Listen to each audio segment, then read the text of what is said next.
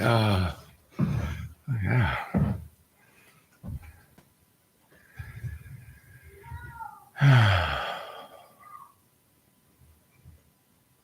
Audio check.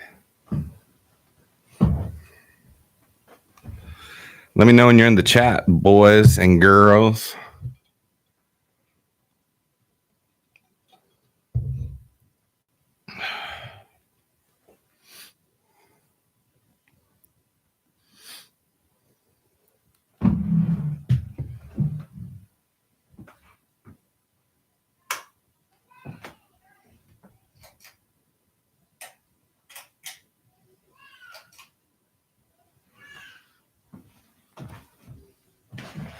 Hey, I see one in there. Can you hear me?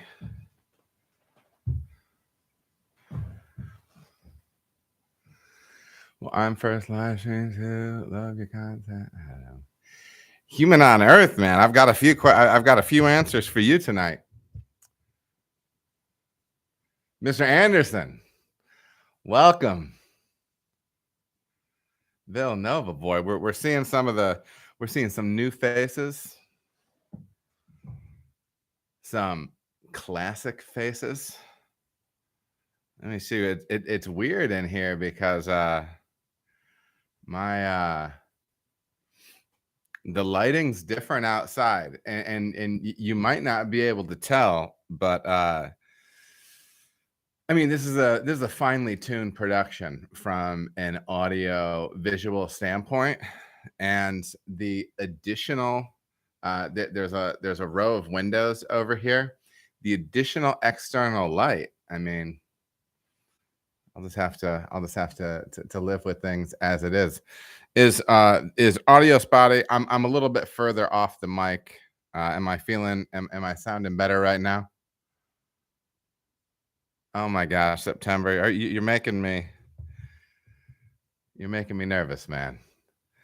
Human on Earth, man. Yeah, dude. The fireplace is where it's at. You know, I mean, if you're gonna go for it, go for it.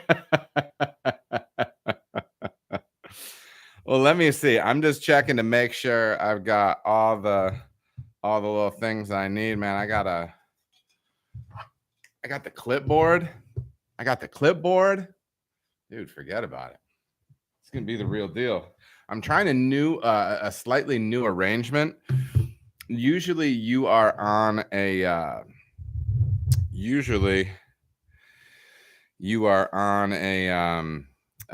storage crate.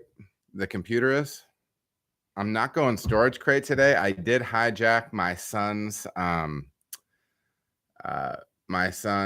music stand that he uses to hold his guitar music. What am I drinking tonight, ma'am? I'm on water, dude. We'll talk about it. But do you like the nice Blickman Yeti though? I can't even contain my excitement. It made me cough. The Blickman Yeti? What? Oh man, they're coming in from all over the place. We've got Australia. We have KC. Super Mash Bros. Yeah. Yeah, man. This is and it's 24 ounces. That's the other thing. I'm on the same ice that I put in it this morning. And this is going to be like the 70. What is this? What's 3 times 24? 72? 72 ounces later? Is that it? Yeah. 72 ounces later, I'm still on the same ice. All right. Respect yourselves. Mr. McVeigh weighing in from the WA. Got the bloody boy. All right. Good math skills. I do what I can, you know. Jamie Tripp in the house. I love seeing all those. On my screen. They're teal stars. So we're just about 1 minute away, you guys. Listen, I have a different arrangement. I mentioned this before. I have a different arrangement with everything here. We're gonna see how it goes. I always like to have my head right between these two things. So, I mean, we'll work it out. But listen, the clock just struck 8. Welcome to Adam Makes Beer. My name's Adam, and this is your April 2023 live stream, ladies and gentlemen. Hopefully everybody's doing well out there. We got a few Dag boy, Jamie Tripp, tip of the hat, brother. Slinging some memberships. Thank you so much. Jamie, I've got a shout out for you here shortly. We've got some cool news coming up. Some different things. It's been another busy month here at the old Adam Makes Beer cave. Where does Superman go when he needs the Fortress of Solitude? It's been a busy month at the Fortress of Solitude that is my home. It is neither a fortress nor does it provide me solitude, but it is where I prefer to go. It's been busy, everybody. We've got we're racking up. I saw all 3s this morning on the subscriber count, so that was cool.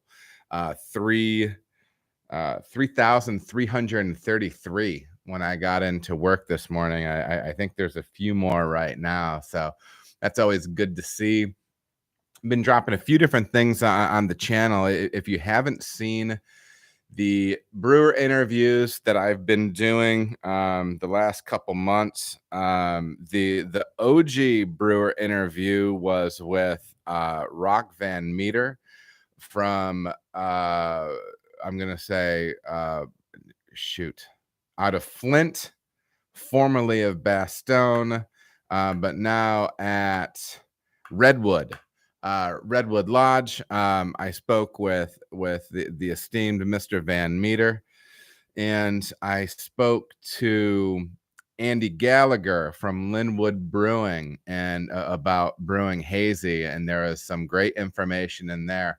Month before, I talked to Chris Schneff, lead brewer over at Stormcloud up in Michigan, talking about thiolized yeast. So I'm going to be rolling those out. That's been really cool. I've been chopping those up into episodes as well. Sometimes it works well for shorter episodes. Sometimes it doesn't. I will say, though, that I've had people asking, are those interviews going to be a podcast, things like that? As of right now, no. But in the future, I can definitely see that happening. Really just continuing to do the live stream and then dumping the audio over for podcast format. But anyways, yeah, so the feedback on that has been really good. So if you are tuning in live for the first time and you didn't know that those interviews exist as a whole as well, please go over and check out the playlist tab on the Adam Makes Beer YouTube page, and it'll show you there. And there's some, I could potentially have that stuff better organized over there. Again, you guys, this is all a work in progress. We're kind of learning as we go here, but yeah, there are tons of content over there. If you're newer to the channel, we've got maybe 15 or more full brew days, like deep dives. We have like technical stuff showing how I count yeast cells, how I transfer beers, clean tanks, sanitize tanks, purge tanks, how I handle barrels. There's tons of stuff over there, as long as all these Q&As that are cut up and posted. So there's a lot of info. So if you're new to the channel in the last couple months, dig back in there, or maybe even a little further back than that. Make sure to actually go to the YouTube page for my channel, Adam Makes Beer, and dig through that playlist a little bit, because there is probably more content there than you might imagine. But As far as content goes, I have some cool stuff coming up. No hard dates yet, but I'm going to be doing some brewing collaborations with CH over at Homebrew for Life. Potentially looking at some stuff this summer with Brew Show, with Brewlosophy, and maybe some more stuff there. So that's all cool. I'll keep you in the loop on that stuff. And as always, I've seen a few more pop up here just recently. You can go over to the Adam Makes Beer YouTube page and punch that Brewer's Assistant membership. There's not super like perks. I'm not gonna lie. It's built out to have perks. The only level I have is $3.99 a month. So if you want to go over there, if you have the extra scratch, that's great. And you're enjoying the content, and go ahead and do that. If not, honestly, no big deal at all. This is YouTube, and the content is free, man. So when things are tight, I wouldn't sweat it at all. But I do know that that my man Boozy Scientist. I was trying to remember the name that I wanted to be using. Boozy Scientist is in the chat, and he just signed up. I know my man Jamie Tripp is dropping some memberships in the chat as well, which is always appreciated, and we appreciate the support. Speaking of Jamie Tripp, quick update on his project. Please keep an eye out. If you are in the area of Midland, Ontario, keep your eyes peeled for test batches brought to you by my man Jamie Tripp. Opening summer 2023. I'm sure we'll hear some more firm dates as we go forward. If you want to have a better day, if you want to experience pure joy, stop in and test batches. Say hi to Jamie and enjoy a beverage. I guarantee pure joy. So moving right along, and kind of one of the more interesting turns of if there's multiple turns of events, a turn of event, something pretty exciting is this. I'm excited to announce my first sponsor for the channel. Blickman Engineering has been the pioneer of nano brewing, and they have helped hundreds of successful breweries achieve their dreams since they started with 1-barrel systems in 2006. Now offering a full suite of brew houses, up to 15-barrel skidded and insulated, matching cellar equipment, keg washers, grain mills, and more, sized specifically for the nano brewer. Blickman Pro Brewing systems are competitively priced without sacrificing quality, and the simple design and factory direct support from our brewing experts get you up and running faster than anything else on the market. When you're ready to go pro or just kicking the tires, be sure to reach out to them for expert advice and a partner to help you through it all. Turn your dreams into a reality by reaching out to Phil, Tom, or Josh at ProSeries at BlickmanEngineering.com. Again, that's ProSeries at BlickmanEngineering.com. Blickman Engineering Pro Brewing is proud to be the equipment sponsor for this channel and is committed to help every brewer, no matter where they are in their brewing journey. That's my first live read, ladies and gentlemen. I don't know how you feel as if that went, but I feel as if that went pretty well. So yeah, live read for the Blickman stuff, and so many of us have home brewing roots, and you've seen that Blickman equipment over the years. I remember back when I first started listening to the Brewing Network, man. They were sponsored by Blickman, and so it's, I don't know, they've just always been one of those old school, I don't know, kind of bedrock people in the game. And then the cool thing now is they do both home side stuff, nano stuff, and really on anything up to 15 barrel, which is pretty sweet. Very nice people. And I'm really excited about this partnership with Blickman. I have 2 items in the brewery, and the Pro Side brewery that I use right now from Blickman. I use the beer gun because I do fill sometimes specialty beers, specialty cans, or bottles with the beer gun.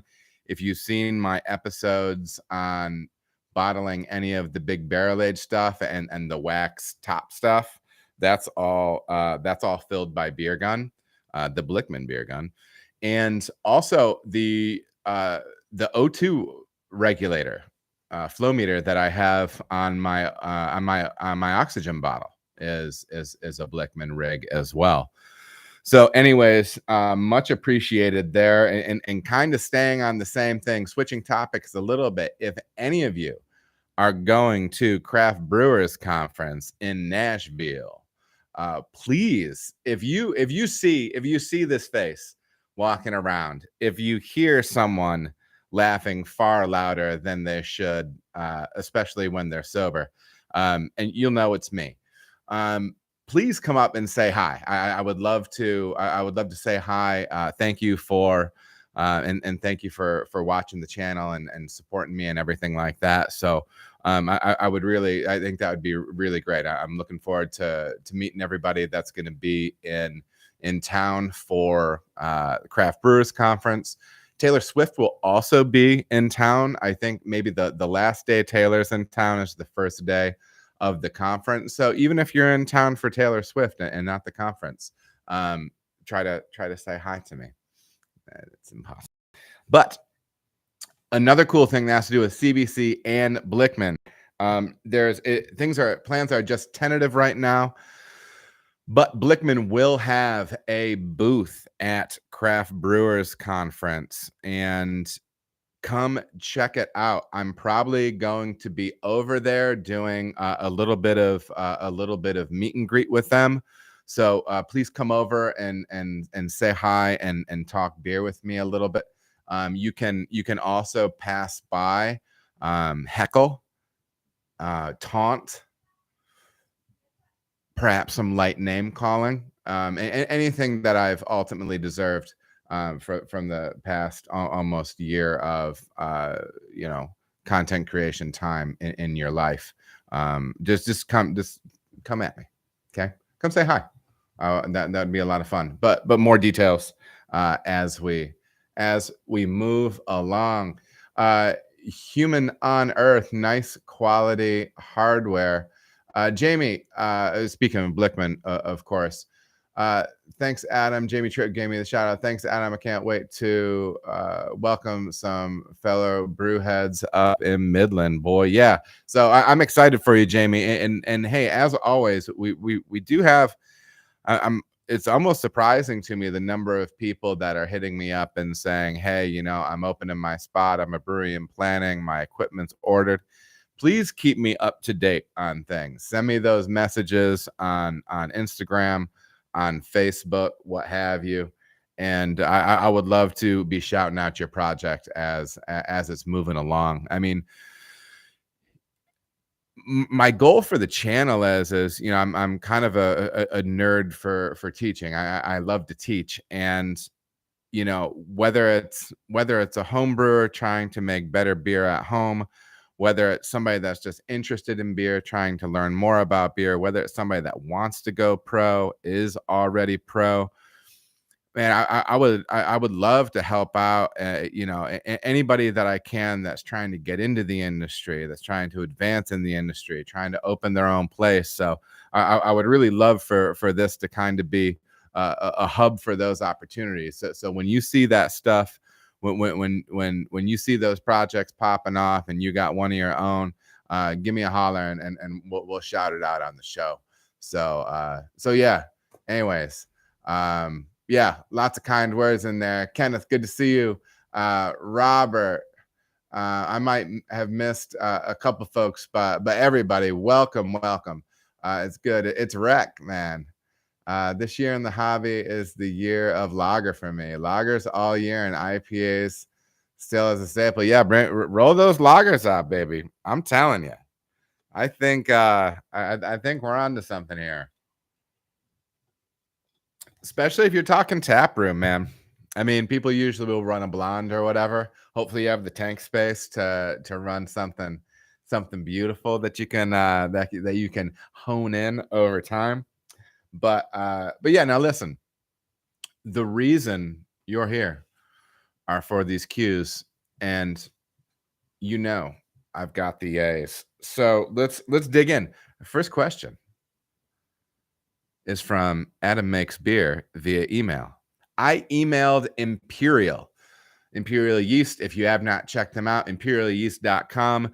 Good people, nay, great people. I think the child's coming into the room. Hello? Nay, great people, great yeast. I'm saying it. Great people, great yeast over at Imperial. And I love to hit up their lab people with questions. In particular, I have been chatting with Alec from Imperial. Oh no, wait. Am I messing up that name?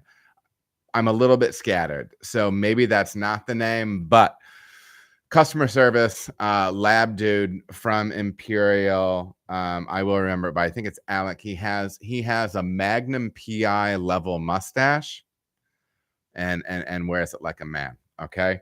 So I have, if you follow me on the old Instagram, you saw me hold up a Spunding valve. And I am currently in possession, and not at this moment, but at the brewery, I have a Spunding valve in my possession, and I'm going to start messing around with it. I have a Pilsner that I'm going to be making a few days from now. And this is going to be the first beer that I utilize Spunding with. And let me just read the question that I sent Alex, and we'll go from there. From Adam Makes Beer.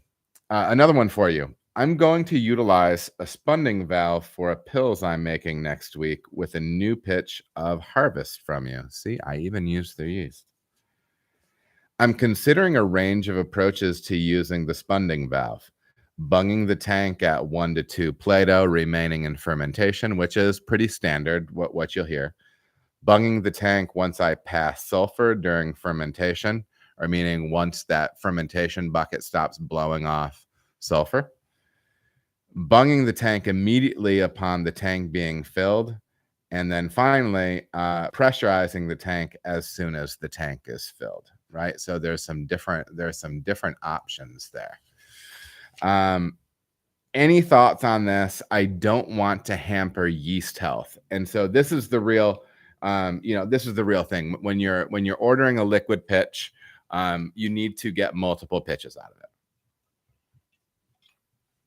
Kind of break-even point tends to be around 3 batches, maybe 3 total batches off of 1 pitch that'll start getting you in the range of what it would cost for dry yeast, maybe 4 batches.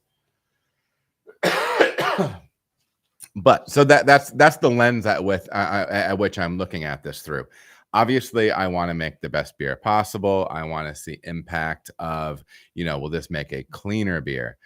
Will this make a better foam? Just a more integrated beer. You hear all these different ways people kind of discuss these intangibles when it comes to Spunding, September and June. Reply goes as such. If good yeast health is the goal, then I'd recommend Spunding only once you're 1 to 2 Plato from terminal gravity. So 4 to 8 gravity points remaining in fermentation. Basically, head pressure means more CO2 stays in solution. Obviously, that's the point of Spunding. And CO2 is toxic to yeast. More time in contact with more CO2 means less happy yeast. Interestingly, sulfur can be a byproduct of stressed yeast. So you could theoretically, quote unquote, pass sulfur, as I said before, or get to a point where it has blown off, engage the spunding valve, then as a result of the extra CO2 in solution, impose enough stress on the yeast that more sulfur is produced in the tail end of fermentation that doesn't blow off. This is why I'm telling you this dude's a baller, okay?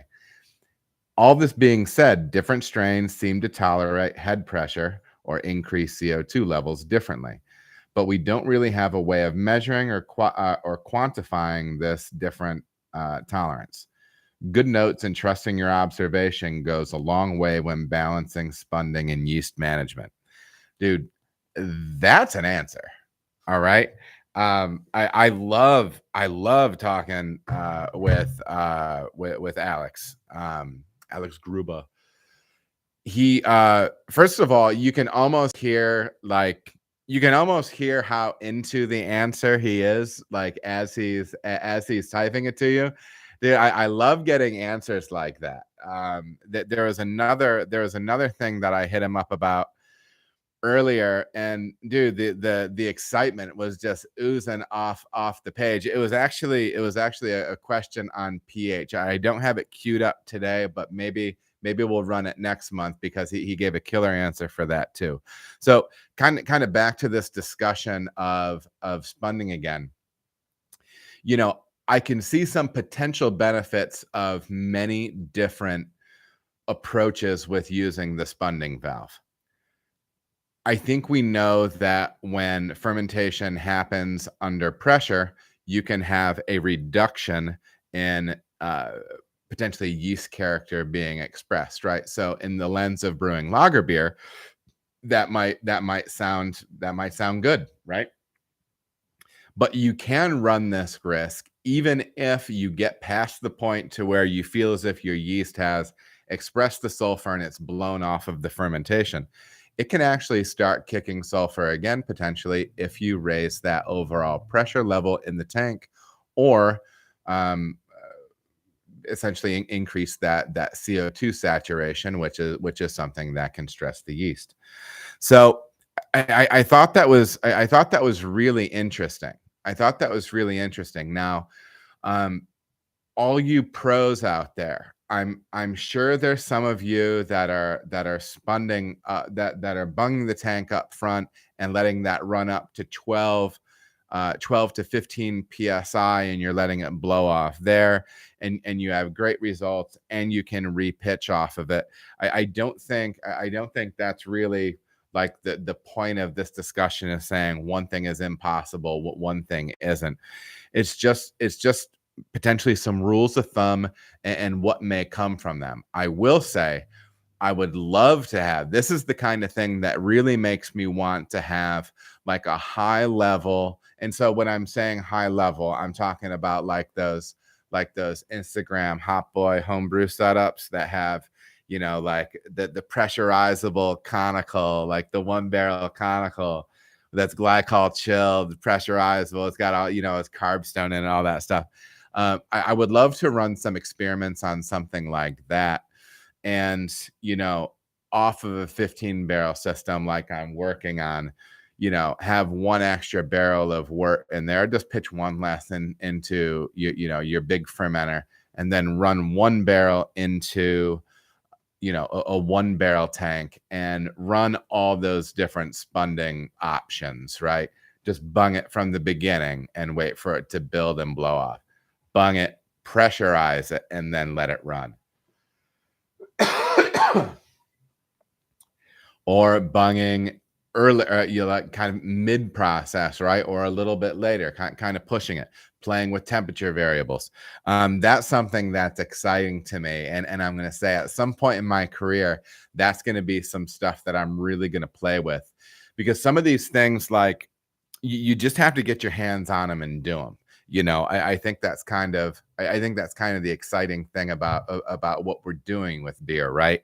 Is, you know, you can always know the conventional wisdom with something, but until you get in and start doing your thing with your practices, your yeast handling practices, and everything like that, your brew house practices, you really don't know how it's going to work for you until you start doing it. I'm going to duck down and charge my phone real quick. Whoop. So yeah, I mean, this whole Spunding thing it's going to be a little bit of a journey for me. This first beer that I do, I'm always paranoid about sulfur with it, but I am going to do kind of the more recommended, bunging the tank with 1 to 2 Plato left. However, I may receive less advantage out of that because I ramp up my lager ferments. Some of you may be uncomfortable with that, but it's a process that I've had a fair amount of success with. So if I'm finishing that lager up around 65, how much benefit am I getting of getting that fermentation of the last 1 or 2 points Plato, or the last 4 to 8 points of gravity? But we'll see, man. I'm looking forward to it. But yeah, that's kind of the wrap on what I have going on with Spunding, and thank you to the illustrious Alex Gruber of Imperial Yeast for the timely answer, the timely and enthusiastic answer.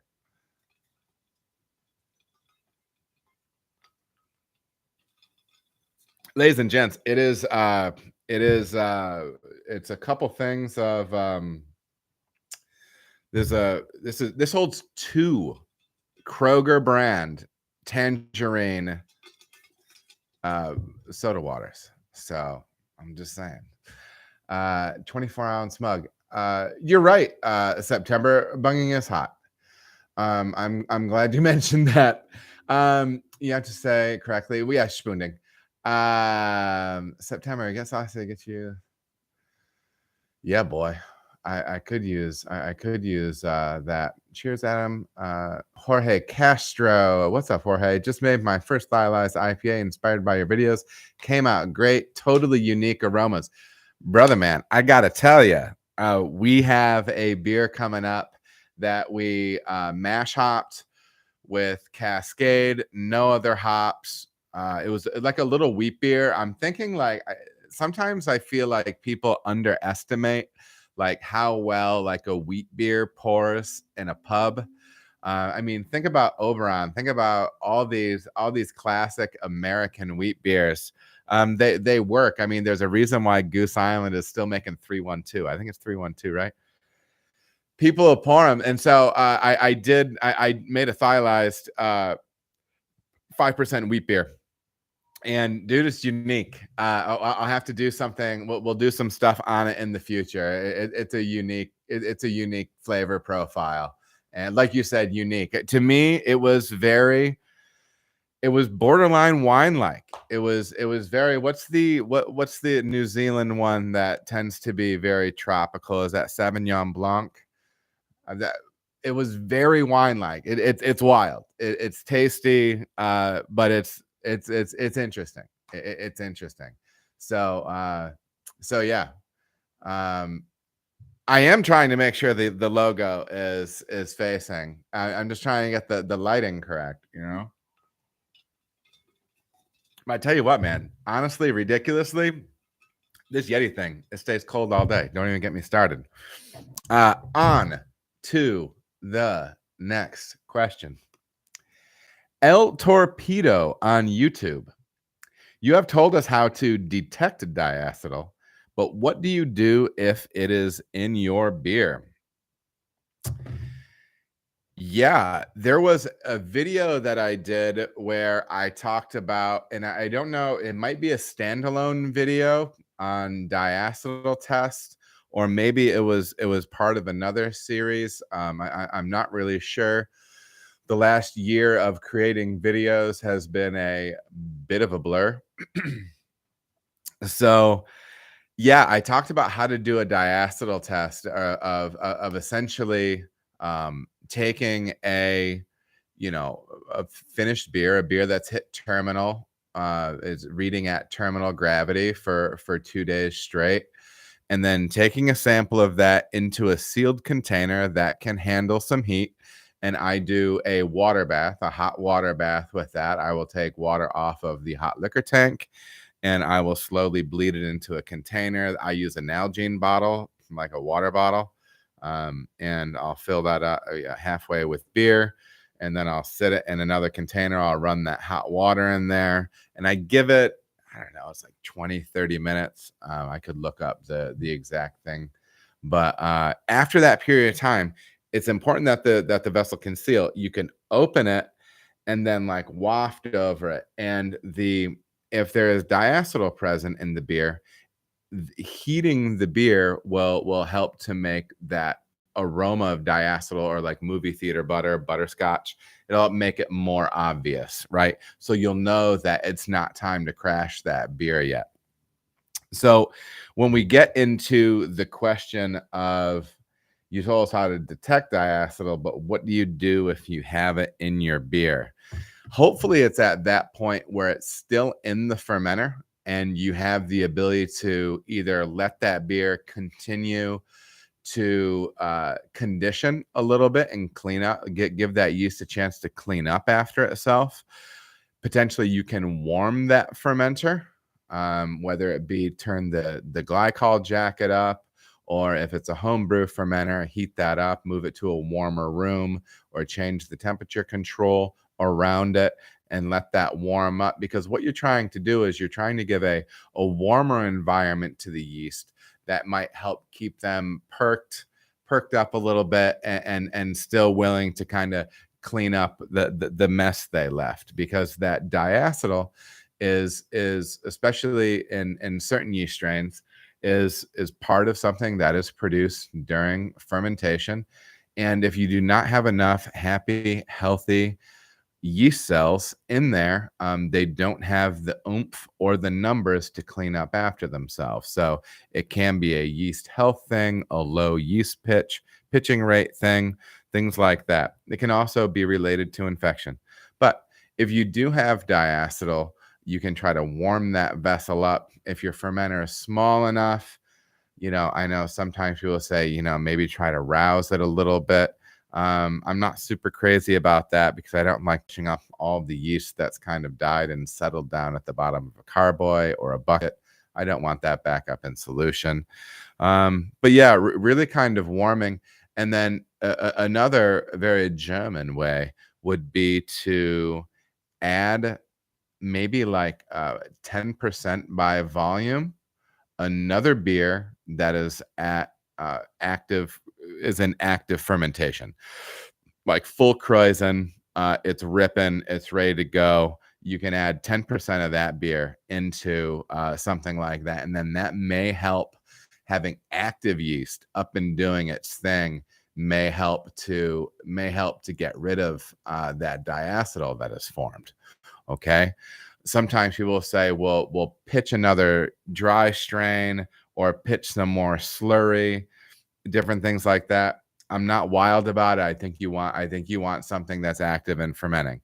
So, maybe if you build a small starter, if you're at home, and then add that might be an option, but you want active yeast going in. If you're on the pro side, potentially you can cut off 10% volume of something, a half barrel, you do your math of actively fermenting beer into that one, and that may help nudge you through that diacetyl rest. So those are some of your options for taking care of diacetyl once it is in your beer.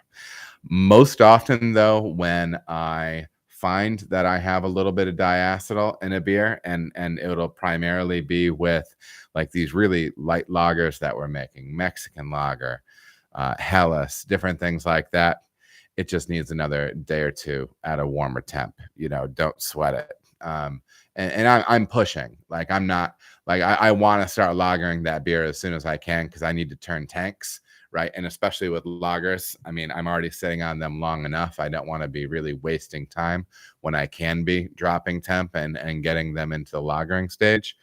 So, we test that. I hit terminal, and then I'm like, dude, let's get that diacetyl test. Let's see where it's at. So, because I need to be turning those tanks. So that's typically how it shows up for me. And yeah, that's how I deal with it in the brew house. Next, that was an excellent question, El Torpedo.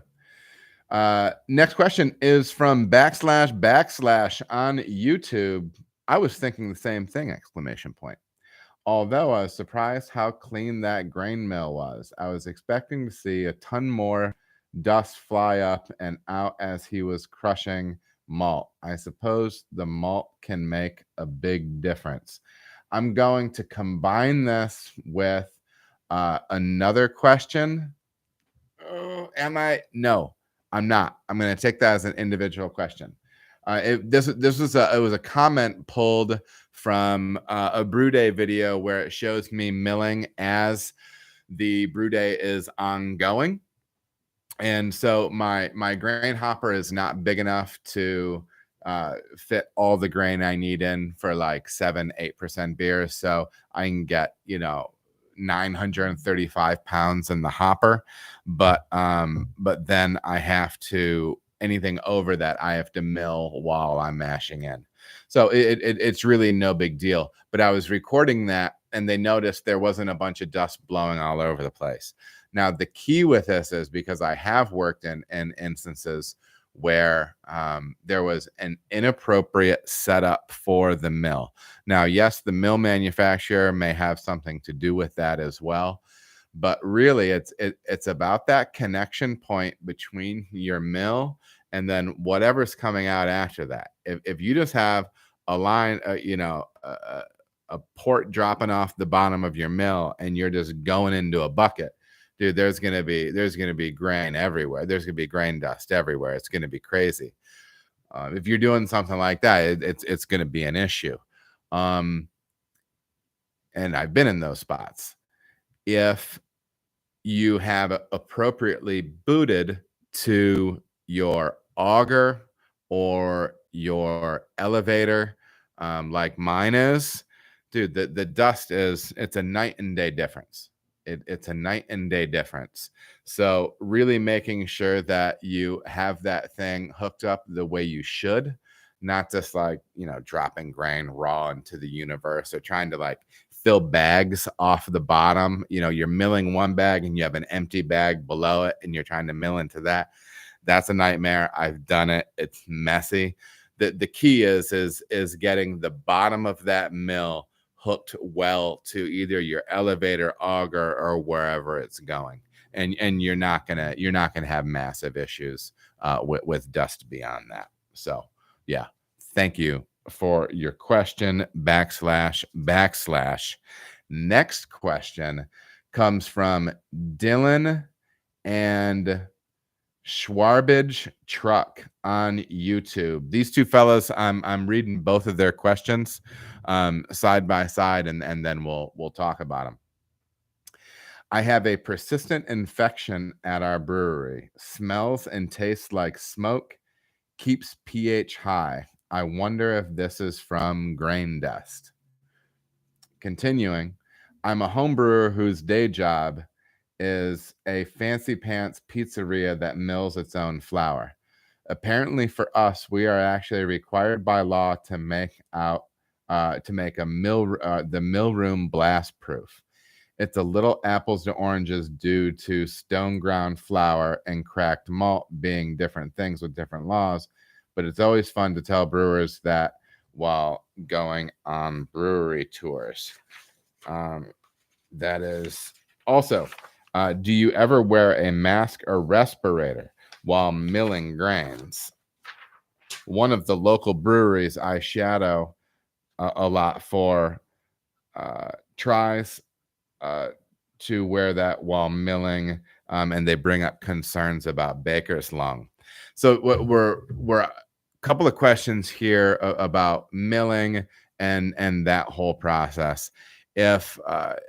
Honestly, this is probably one of the things that I could potentially not show on the channel. Wearing a respirator would probably be technically right.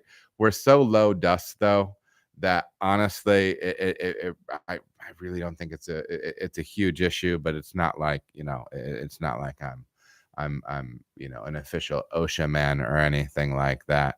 But yeah, some PPE in that situation wouldn't be bad, because inhaling large volumes of small particulate of any form is bad. And then in our industry, in the baking industry, there's baker's lung. So yeah, I mean that's something you can keep an eye out for and be aware of. There's breweries where I have worn a respirator, but typically those are very dusty milling environments, and everybody has different environments as far as that goes. The other question about separate room, yeah, you need to check laws. I know there's places where you have to have the mill in a separate room, blast proof fixtures on the walls, light fixtures, outlets.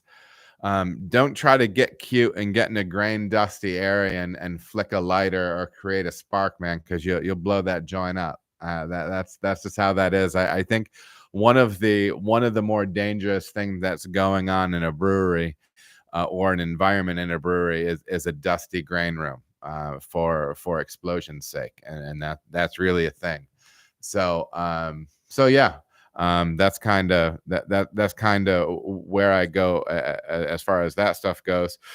Definitely make sure that you're working with your local state, local municipal authorities, what have you, as far as what you're doing with your place, because the safety in that area where grain is being milled, it's a legitimate thing, and they're going to have questions about it. So yeah. Let me look at the chat here real quick. We're not making flour, low dust production. Yeah, Jason Saniak. I'm probably pronouncing things poorly, but I do what I can. But you know what though, dude, I've had even in a malt cracking environment, dude, I've worked in some place where you just come out covered. It's wild. The first place I was at, the esteemed Crankers Brewery in Big Rapids, Michigan, boy, that grain room was a wild one. So back in the day, I'm sure they've made some appropriate fixes there. But Stephen Plass, welcome to the chat, my friend. Do you like the thiolized yeast, or do you see them as a bit of a gimmick? Yeah, Stephen, you should check out you really should check out the playlist and then the live section under there, and check out my interview with Chris Schneff from Stormcloud. And we do almost 2 hours talking about thiolized yeast strains. And Chris has a lot of experience with them, and really approach it from a an experimental standpoint. I think it's a real necessity, man. You should jump over there after the stream and check one of those out. And it is a longer form conversation, so maybe save it on YouTube and then kind of listen to it on your commute or something like that. It's a really worthwhile listen. Chris is a great guy, talented brewer, and he's got a lot of great insight and tips and tricks about how to be using that, and then really getting right into what you're talking about. I think in a nutshell, man, I personally think, and I have more detailed answers over there, but I think there's real utility there. I mean, I just did my first mash hopped Heliogazer beer, where I'm leveraging explicitly, I didn't try to max it out. I didn't have, I didn't have everything turned to 11. I just wanted to see like what the mash hop would do with Heliogazer in a wheat beer. And it's interesting, man. I think it's one more thing in your tool belt to mess around with. I think you can use it in nuanced ways to make interesting beer, and I think it's worth checking out. It's not. I don't think it's I don't think it's the end all be all. I don't think it's Simcoe and whatever year that was, 2000 or whatever, when Vinny started slinging that stuff around. Or I don't think it's Citra when Citra dropped, or it's not Mosaic. All these things that are, all these ingredients that kind of fundamentally changed the game a little bit at that time. That I don't think it's that, but I think you can do some. I think you can do some cool stuff with it.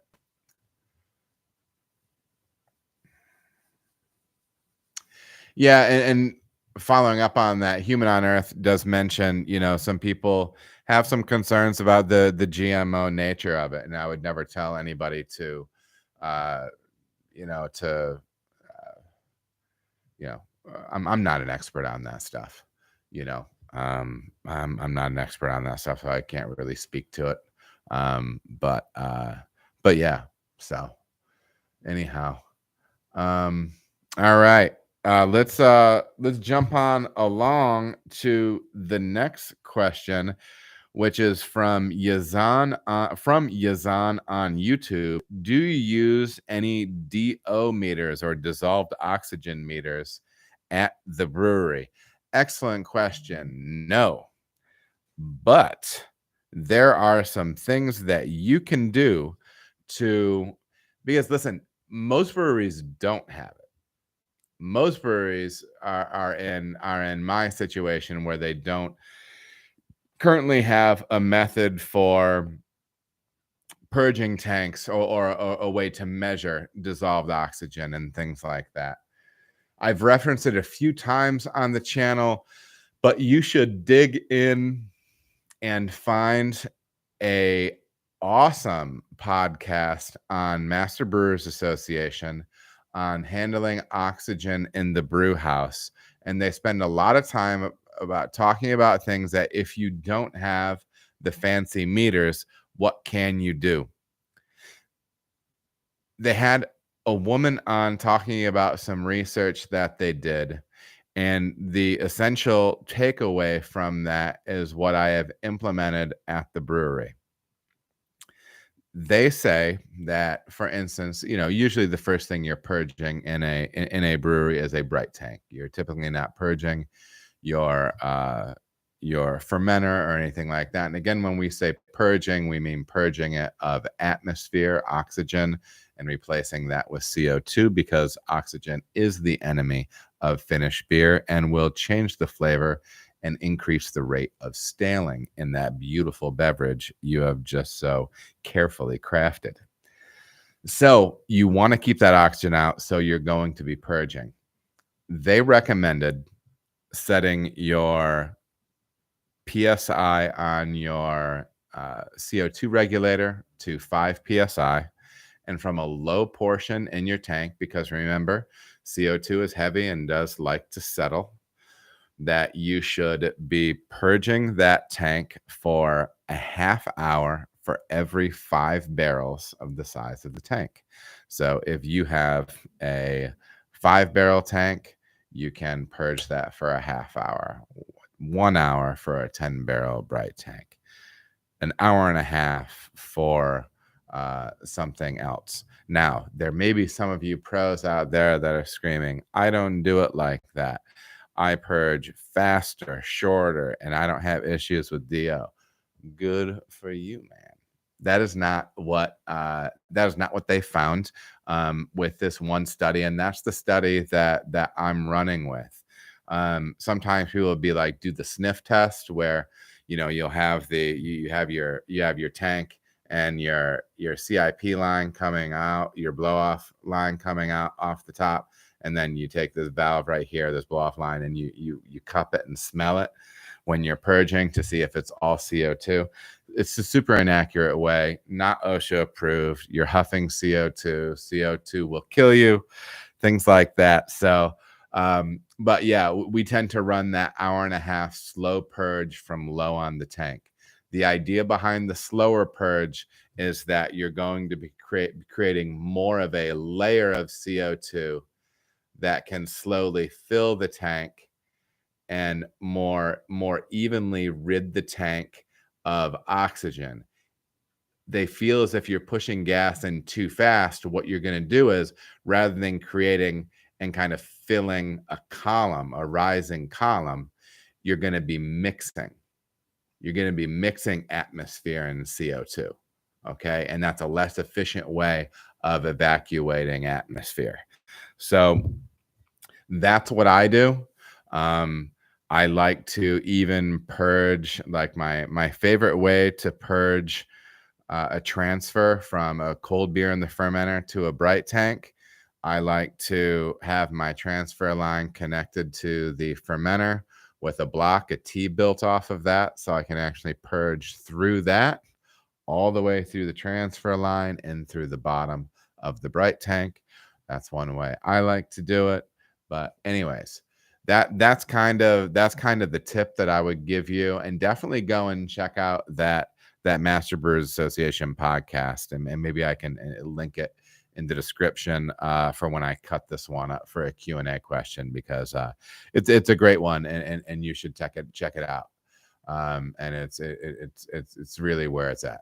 And it's really where it's at. Let me take a little peek here.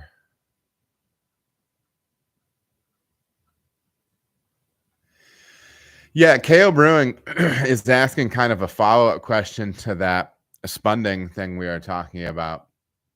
I mean, I would say give it a shot. If you were listening earlier, you might end up having you know, there's a possibility that there could be some reduced yeast health. But I mean, check it out. I mean, it depends on your need to repitch the beer,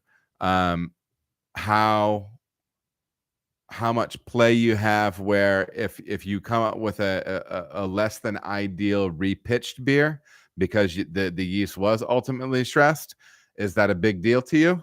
If it's not, if it's 5 gallons of beer, you can dump it. That's fine. You know, do your thing. But yeah, it's kind of your call in that situation. You know, that there could be some yeast health issues, there could not. But I would be interested in hearing how that comes out, though, or depending on what you end up doing, man. Let me know. I would be interested.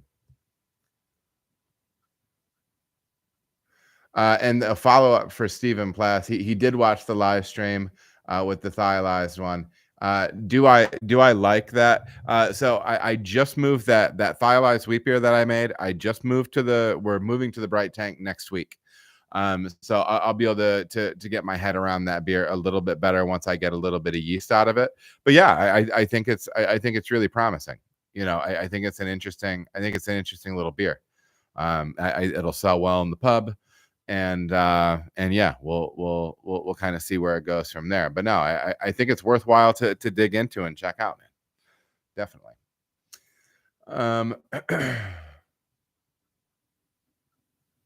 Yeah, the purge thing, September is I do. So I set my gas meter, my CO2 meter, at 5 psi, and I flow it into the lowest portion of the tank for a half hour for every 5 barrels of the tank. So if it's a 5-barrel tank, half hour; 10-barrel tank, hour; 15-barrel tank, hour and a half. I think you might have a meter, though. If you do, I would love for you to check that out. I would love for you to verify. September, do you have the what's that one called? Was that a C box? Oh, you heard me and I did it. How dare you? How dare you? It says ads will run shortly for some viewers in 48 seconds. I don't know what that means. You do have a DO meter. I would love for you to check that.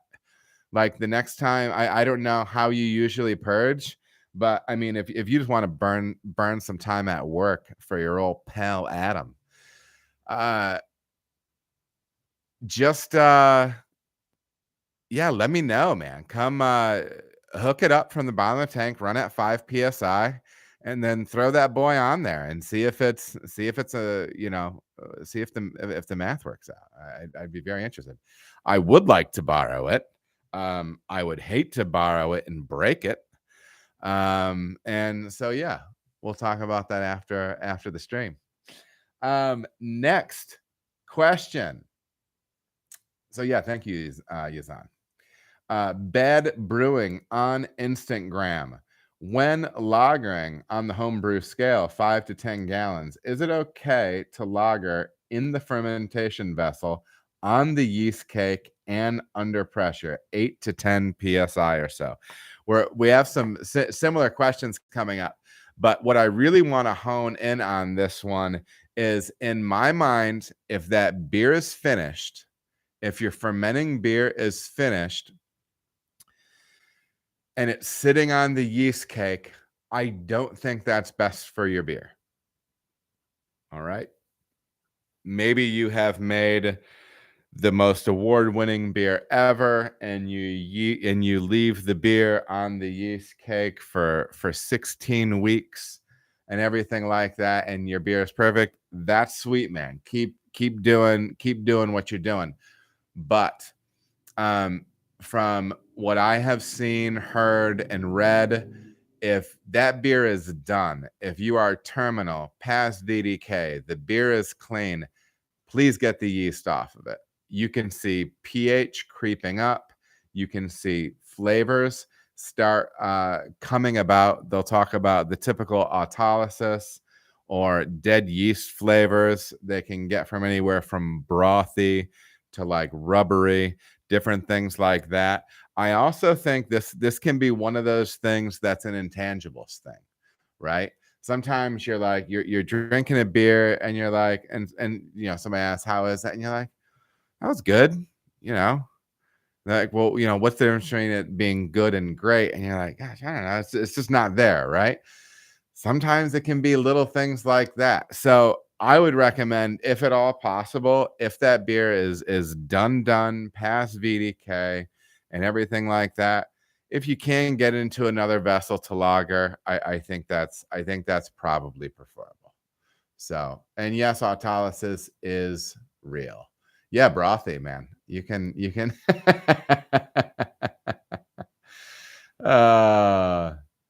yeah. Yeah, brothy. Yeah. Yeah, and September as well says autolysis is real. Yeah.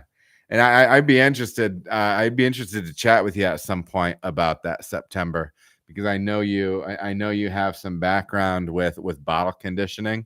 But that's kind of a whole nother can of worms. Maybe we'll have to talk beer sometime.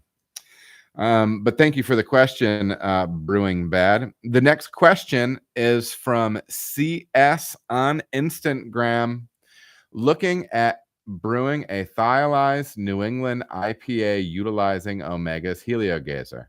Would pressure fermenting be beneficial, or would it cause too much strain on this type of yeast? I emailed the people at Omega. Stephen Plass, bless your heart, man. That's very kind. I appreciate your donation in the chat, brother. It's humbling. You guys always blow my mind. Again, please don't feel obligated to do that. I almost feel dorky and embarrassed when it happens. Don't get me wrong. I love it. But it's just such a humbling thing that somebody'd want to do that for me. So, Stephen, cheers to you, man. Very, very kind of you. Here is the answer that I got back from Omega, and I thought it was pretty interesting in reference to sulfur pressure fermentation and the like. The answer is this. While fermenting under pressure will preserve some of the thiol aromas, so you can potentially hold more thiols with these thiol-producing strains. These strains can also produce some sulfur, and then in brackets, thiols are also sulfur compounds. We've discussed that. And so they can also produce some sulfur aromas as well. And I worry fermenting under pressure would trap those.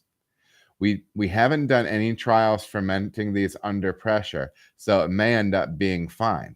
Performance-wise, it should be fine. Most of the sulfur compounds produced by yeast are highly volatile and will react with compounds in the beer and dissipate over time. And then I asked if contact with copper can help speed that up. And she said copper speeds up this the reactants and can help remove it if it's taking a while. So yeah, I've heard of what I'll refer to as like old heads talking about getting some copper into their bright tank or somehow building it into their transfer line and transferring through that, and it really helps to strip sulfur out. But yeah, so because I do know pressure fermentation is getting more and more popular on the home side, and so we see these conversations coming up. So it seems as if these thiol compounds, it's interesting when you think about new ingredients, processes, things like that. I don't always wrap my head around them immediately, but I am starting to think about them in the same way that I think about like hop volatiles, right? So it does appear that really aggressive fermentation can blow off some thiol expression. It appears as if a more reserved fermentation temperature, a little bit slower burn on your ferment, pitching closer to 64 to 66, may help to hold more of the volatiles, those volatile thiols in solution, right? So, yeah, I mean, it's an interesting thing, and I think a lot of you that are doing this on the home side are going to be able to answer these questions. Now, there are times where I see homebrewers talking about, I get nothing but sulfur farts out of these beers, and not them as the drinker, but in the glass. Maybe look at that, right? And remember, these are sulfur compounds that we're trying to create when these tropical type aromas. They are in that sulfur range. So you don't need to try to do everything, all the time, all the phantasm, all the cryo, all the mash hop, all these different things to leverage maximum thiol expression. But yeah, keep an eye on that and start asking around when you're seeing people talking about, working with this yeast and all it does is make a fart bomb. Ask them some questions about it. Are you fermenting under pressure? And ask what their protocols were. It would be interesting to be digging deeply on that stuff, because again, it's all new. So yeah, CS, that is the word directly from Omega's mouth. So cheers to Omega.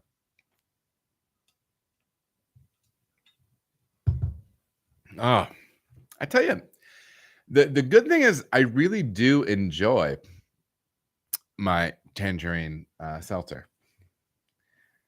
Next question is from TBRS Brew Space on Instagram. He's looking for better foam on his lager. He's used Tetra, the hop oil that can also contribute bitterness. It's added in the bright tank. It can add bitterness even at that stage and increase foam stability. I've used Carapils. Is Step Mash the fix? And it sounds like he's brewing this on professional scale, because as we go through, I asked him for a recipe because that can play in. He said the recipe is 79% pills, 5% Carapils, 2.5% Munich, 2.5% biscuit, 11% flake corn, 12 IBU of Magnum, a little kiss of Saz late. We mash at for 45 minutes at 66C or 151F. No mash out. Sparge at 76C or 169F. He is using S189 or Nova Lager. If they are hard up for time, it's our house lager at the brewery I work at. Bestseller, and I would like to keep some foam on it. It's interesting because we literally almost had can you hear me? I do. I am shaking my foot. Can you hear me? I'll stop shaking my foot. I do. I'm a finely tuned machine. Okay. So I'll stop shaking. I'll stop shaking my foot. But I was just having this conversation with a pro brewer buddy of mine, and we're talking about making adjunct lager and wanting to maintain foam. First of all, the real problem in a beer like this is when you're making an adjunct lager, whether there's 11% adjunct, we're talking flaked rice, flaked corn, something like that, or up to 20, 30, 40%, the more adjunct that you add to your beer, the less protein positive, the less foam positive proteins you are introducing to your beer in the grist. All right. So you're going to have a harder time having quality foam in beers like that. So he's tried Tetra. He has tried some dextrin malt, which could help build that. I get wanting better foam on a beer like that. But sometimes those beers just aren't going to have it. All right. Because of the adjunct percentage. But we can keep digging from there, because I appreciate just wanting to try to get better at something. And this is kind of what the exercise is here. There are some different things. You mentioned the yeast strains that you're using. If you have the ability to try different yeast strains, different fermentation profiles, you can look at your nutrient usage, different things like that. Sometimes I think quality foam can come down to some of the nitpicky intangibles that comes to quality yeast handling, quality fermentation. And again, I'm not saying you're not carrying out a quality fermentation with this beer. That's not what I'm saying. But I am saying try to chase the little fine point fermentation aspects potentially, right? Try to run down go down that rabbit hole. Different yeast strains, potentially nutrient, potentially different fermentation schedules. Also, try to handle that beer as gently as you can. If you can get some carbonation in that beer in the fermenter. So what I like to do when I'm making lager, I get my beer past diacetyl or VDK. It's terminal, and I crash it down. I harvest yeast, and then I continuously blow down yeast over the course of the time that it's lagering. But I put head pressure on it because I want CO2 to, as gently as possible, go into solution in that beer, because those foam sustaining proteins, in my understanding, are essentially a one and done.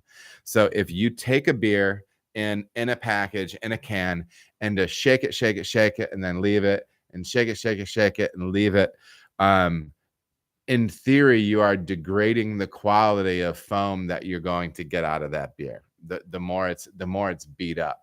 So if you can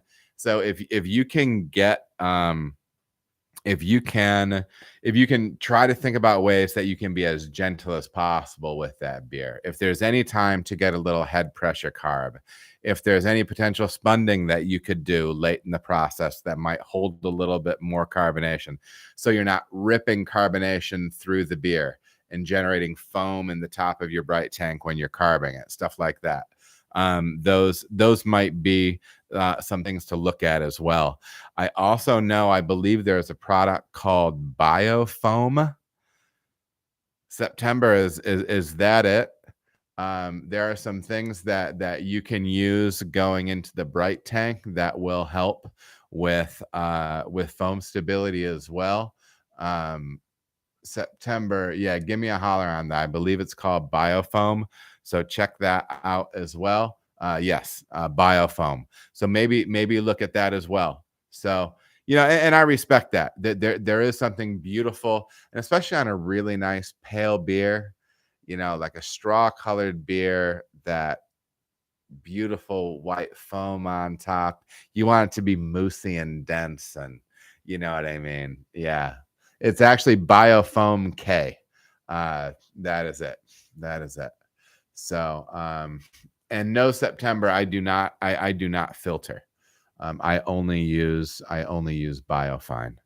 Though I am going to be using I am going to start using some Brewers Clarex in beers, because, fellas, ladies and gents, I got to tell you, man, I had regrettably, I don't know what the deal is, but we did a collab with 50 West. We went over, we brewed with them, had a great day. End of the day, I had a couple beers with Ryan, the brewer over there, one of the brewers over there, and he brewed this beautiful Pilsner, man. Really tremendous German Pilsner. If you are in the Cincinnati market at all, and you can just get over to the pub, or buy cans. They have it in cans, but it's their German Pils, dude. It's so spot on. It's such a great beer.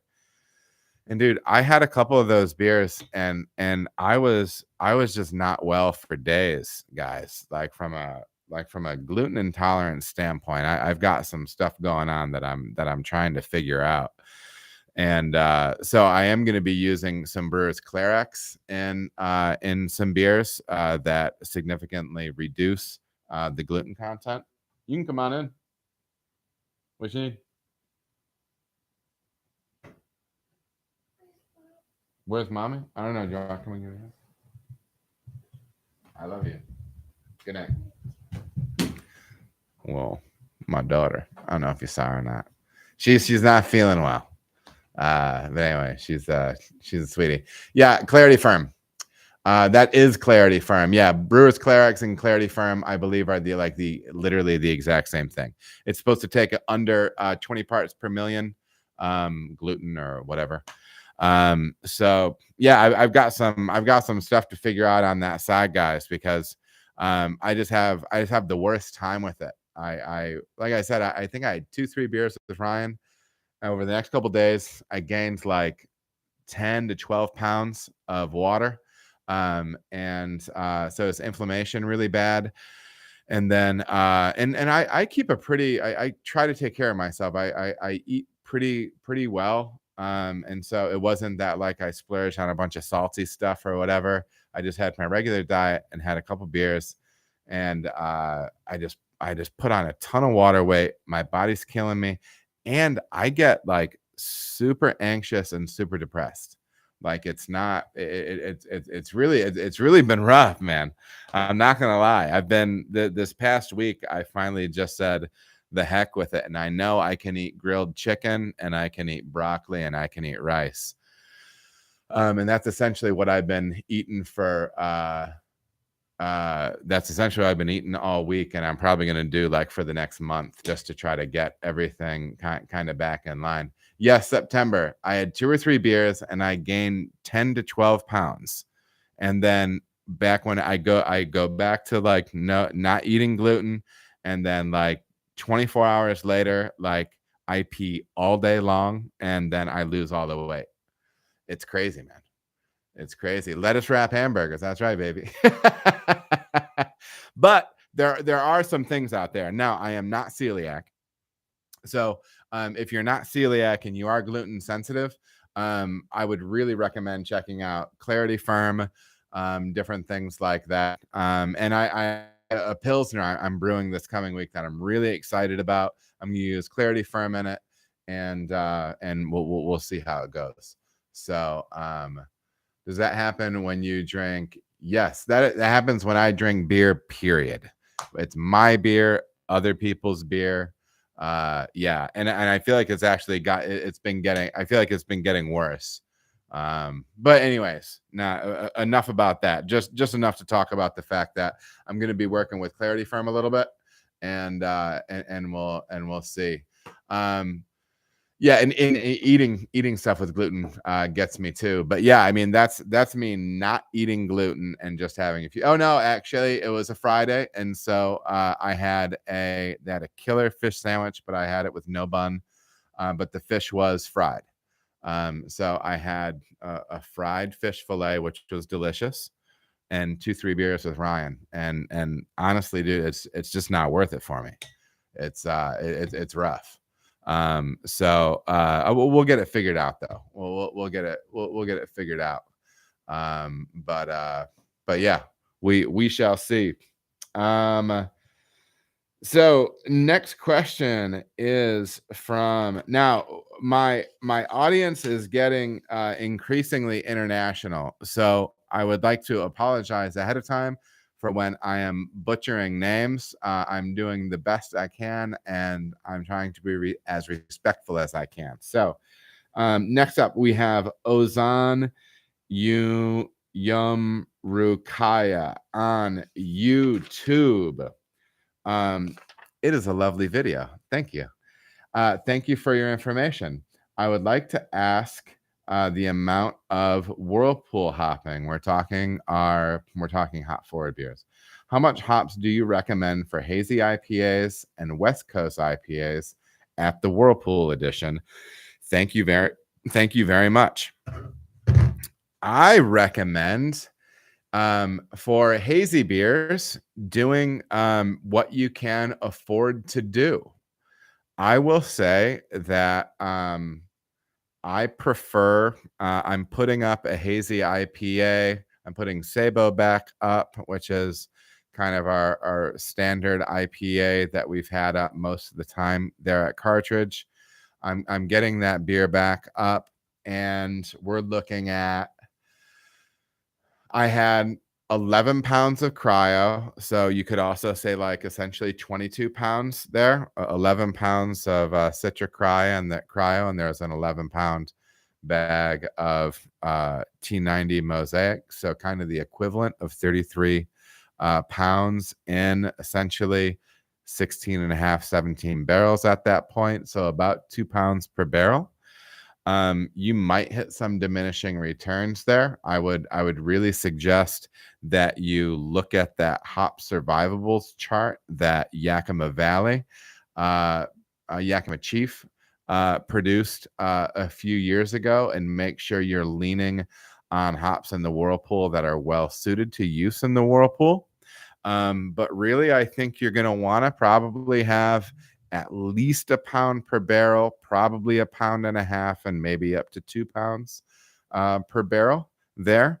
And then I'm of the same mind with standard IPA. If I was going to rip a West Coast IPA tomorrow, dude, I would try to be slamming it in the Whirlpool again, man. I don't know. You know, I mean, I would be going 1.5 pounds for sure in the Whirlpool. But everybody's equipment handles different things, and everybody likes different things with these beers.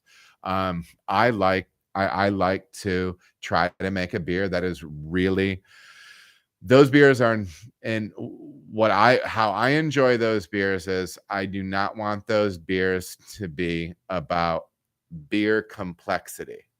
I don't want to be featuring malt. I don't want malt playing in there. I don't necessarily want little things here or there. I want a malt base that gets out of the way, that allows the hops to shine. That's how I like to make that style. And so that's how I make those styles. So yeah, I mean, I think both for, you might be able to go a little bit less with, more of a West Coast IPA. You might be able to go lower. I don't think you necessarily have to be up to 2 pounds per barrel, but definitely a good solid pound per barrel in the Whirlpool. And then on the dry hop side, I mean, I'm just going to tell you what I do. I mean, I think I think West Coast, I think you're looking at least 2 pounds per barrel, maybe 3. I know some people are up in that range and sometimes even a little bit higher. But you might hit some diminishing returns. But I'm not a believer. I'm not a believer in people that say there's no difference, because there's that one study where they did grams of Cascade and X amount of liters, and all these different things.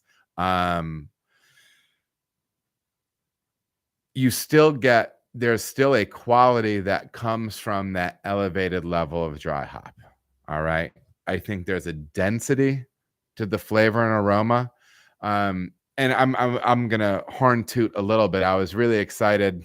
I checked out Sabo as we moved it to the Bright tank today, and you're always working on beers, and I feel like there's this density in the aroma, right? Like it's fruity, but it's also like deeply like there's this deeply like floral, like geranium thing going on as well. And I was just really pleased with it. And that was actually, and I did, and yeah, so like I tasted at that, but referring back to what we were talking about before, I'm doing the wine thing. So I tasted that, I spit that beer out, and then I like rinsed and gargled with water and spit that out. So anyways, again, I'm figuring it out. But yeah.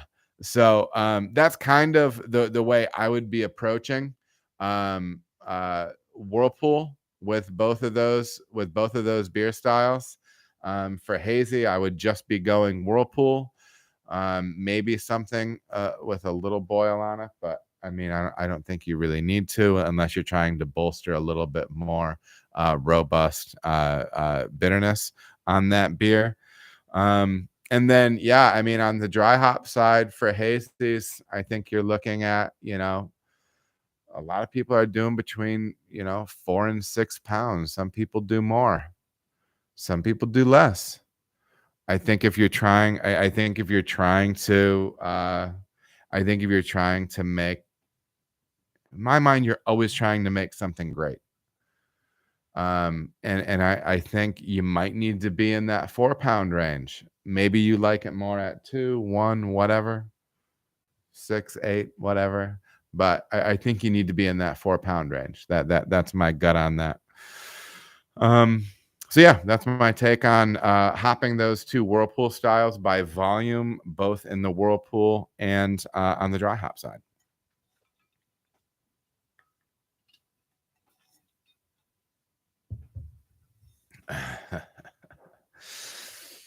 September, I am not reading your comments. Between you and Hugh, I tell you what, a couple of characters. I need to. I have received. I've received a message, and let me. There might be a question coming in. A comment has come in from a listener, Sarah H. That Cosmocrat is Cosmo Good. It's like the one you made that was in a snifter that I would actually drink. Forget the name. Nick tried it today and loved it. Ooh, Arrowhead.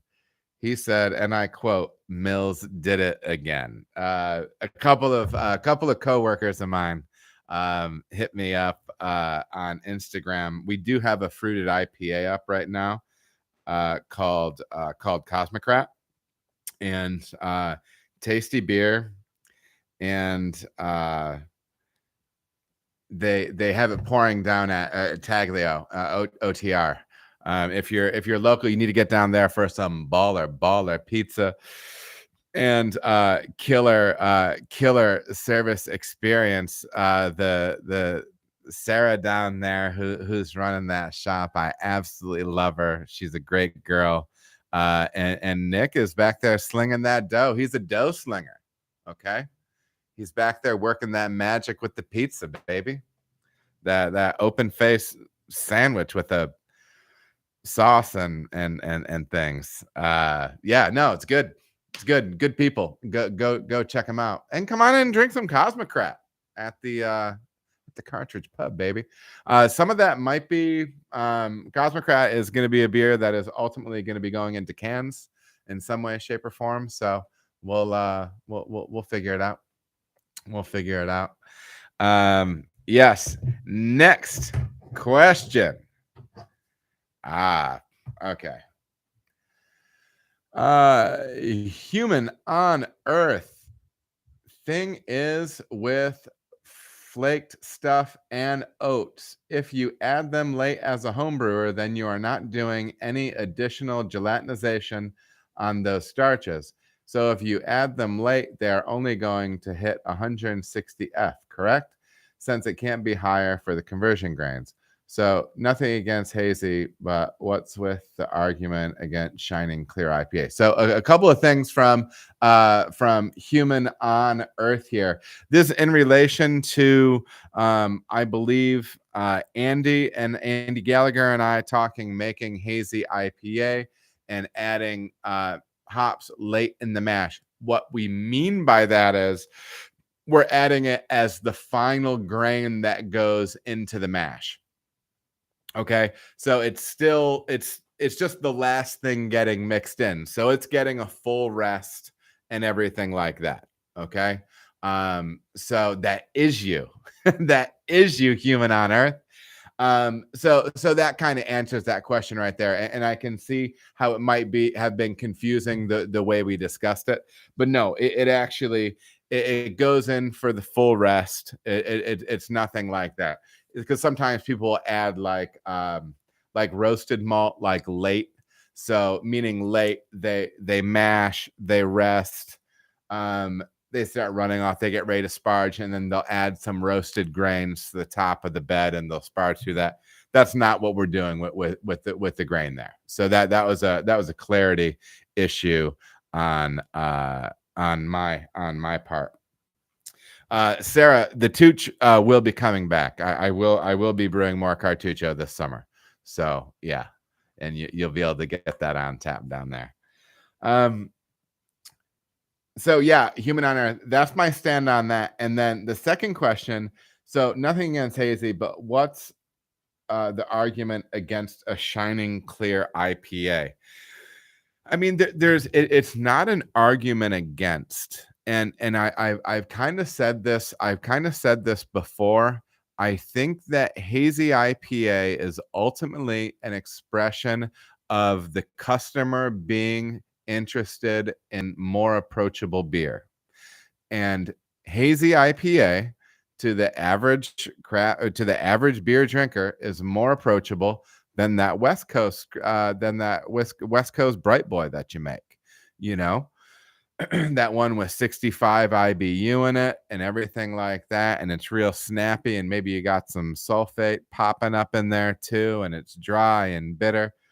That's not accessible for a good section of people, and I think the itch that hazy is scratching is it accents it doesn't accent it it's built off of hop flavor and aroma, which is everybody likes, especially when you're using those tropical hops, right?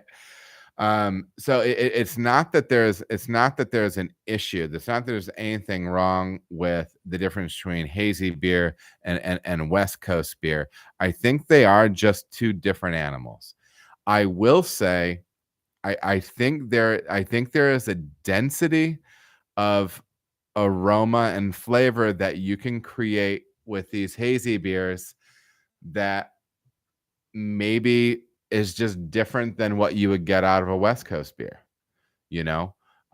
so obviously hazy is hot right now, but it doesn't mean there's anything wrong with a nice clear West Coast either. So yeah, keep doing your thing, keep making those beers that make you smile. Jay Sinsaniac on YouTube. Would you make a Berliner Weiss with this yeast? This is when they say this yeast, Human on Earth, you got it, brother. I got you. When you make a Berliner Weiss with this yeast, I'm talking, I believe we're talking about Philly Sour. Would you do anything to a typical Berliner Weiss recipe to favor this yeast? I have a package of Philly Sour, and Berliner was the first thing that came to mind, but I am not sure if anything needs to be done to get an appropriate outcome. Wish I could get your beer in Atlanta, or Hotlanta, as I like to call it. Cheers. Cheers to you, Jay. Yeah, here's the deal, man. I think Philly Sour does a really nice job. I think that it makes a tart, a lightly tart beer. It's pretty clean. It's a nice little thing. I think it's a great yeast for making fruited tart beers. That's great. I think it's a great way to not have to fill up your kettle with, a kettle sour, or be worrying about some of like lactobacillus in the brew house. But you will not create the volume of acid that you want for Berliner Weiss, or at least I would say, in my mind, stylistically, what you would expect from Berliner Weiss with Philly Sour. There are some things that you can do with Philly Sour to maximize its capacity for creating acid. And one of those is utilizing probably up to 10% of dextrose in your grist, because that will help make it's the yeast converting simple sugar into acids, okay, at the beginning of that process. Because unless I'm incorrect, Philly Sour is making acid up front and then transitions to converting sugar to alcohol, okay? So you move into the alcoholic portion of the fermentation. So yeah, I mean, I would definitely make sure that you're using about 10%, 10% dextrose in a beer like that. I would also dig into their content online and really make sure you're looking at their recommended fermentation temperatures for maximizing acid, and they're recommending pitching rates. Off the top of my head, I feel as if pitching more of that yeast may help you generate more acid. Please fact check me on that, but it's gonna be right on the packaging, or a little bit of searching through Lalamond or something like that. So get on your grind a little bit there and check that stuff out. There is also the option of, and some people might boo and hiss me on this, but if you're looking to make kind of a mock Berliner Weiss out of a beer like this, because you are using a non-traditional yeast in order to do that, I would look at dropping the pH, the starting pH of your wort, maybe down to 4.5, 4.6 with lactic acid, going into the fermenter, for a couple reasons, because it's going to help with the stability of the beer, potentially with some of the foam stability, but I might be talking out of the side of my mouth on that. But it will help to make that wort a little bit more stable, as from a microbiological standpoint, until you start getting your real acid drop and your real fermentation starting with the Philly Sour. And what was the other thing that I would say about it?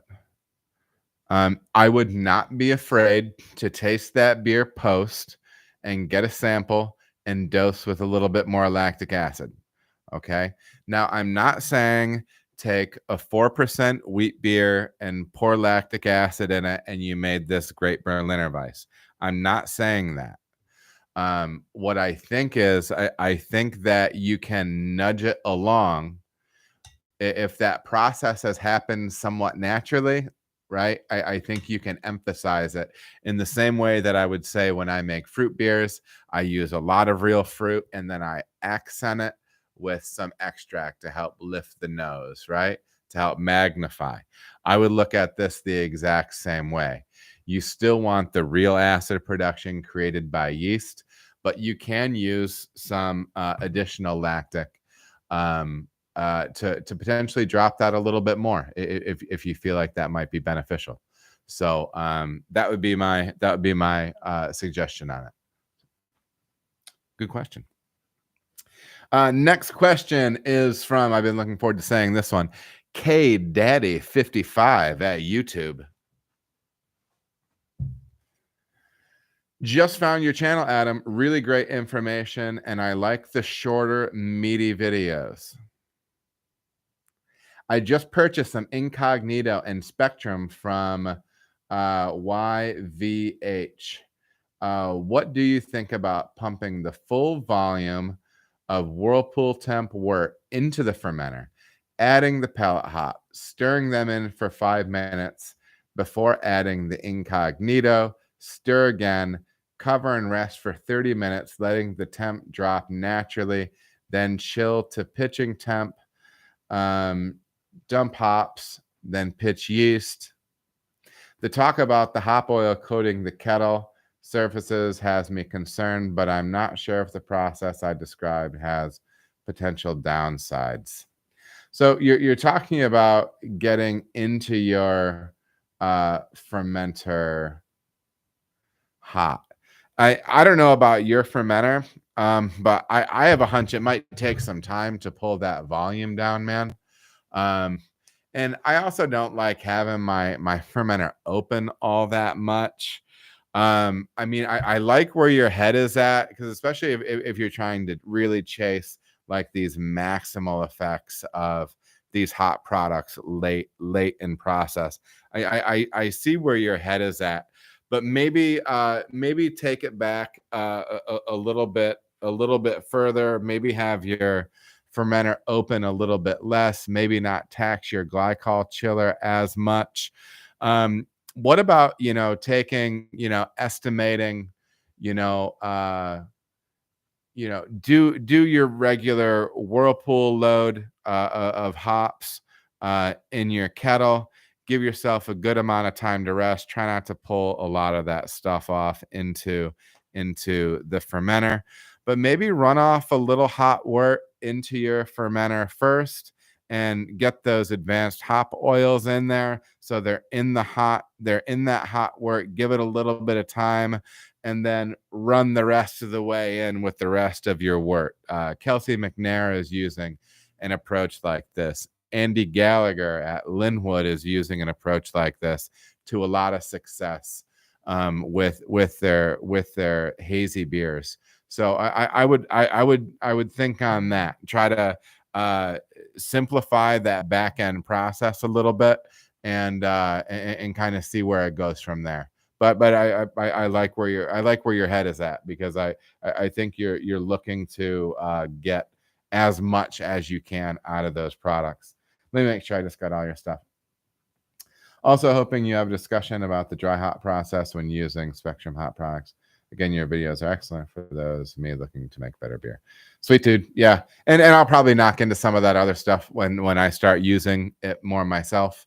So anyways, sweet. Thanks, man. Corey Holbrook on YouTube. I've gotten to the point where trying to assess an IBU with hazies is rather futile. I have not found a formula that will accurately account for IBUs in a 165-degree Whirlpool. With as silly as this sounds, it's probably a lot easier to just taste the beer and assign a number to it. The name is Corey Holbrook. Brother, you're right. I get it. A lot of times it's just better to tell people what the beer tastes like IBU wise, because those IBU numbers there, I mean, it's real, but it's not real. You know what I mean? Oh, I closed it. Well, it seals well even.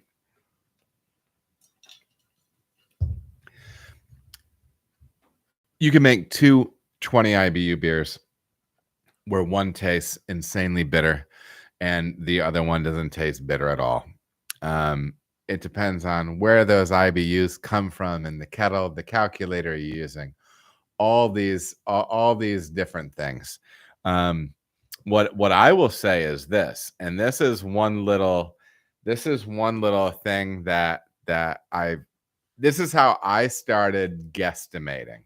And I felt fancy when I did it, and I might need to do a video on this at some point. But there is a chart that will show you, it's a curve of IBU utilization at different temperatures. Okay.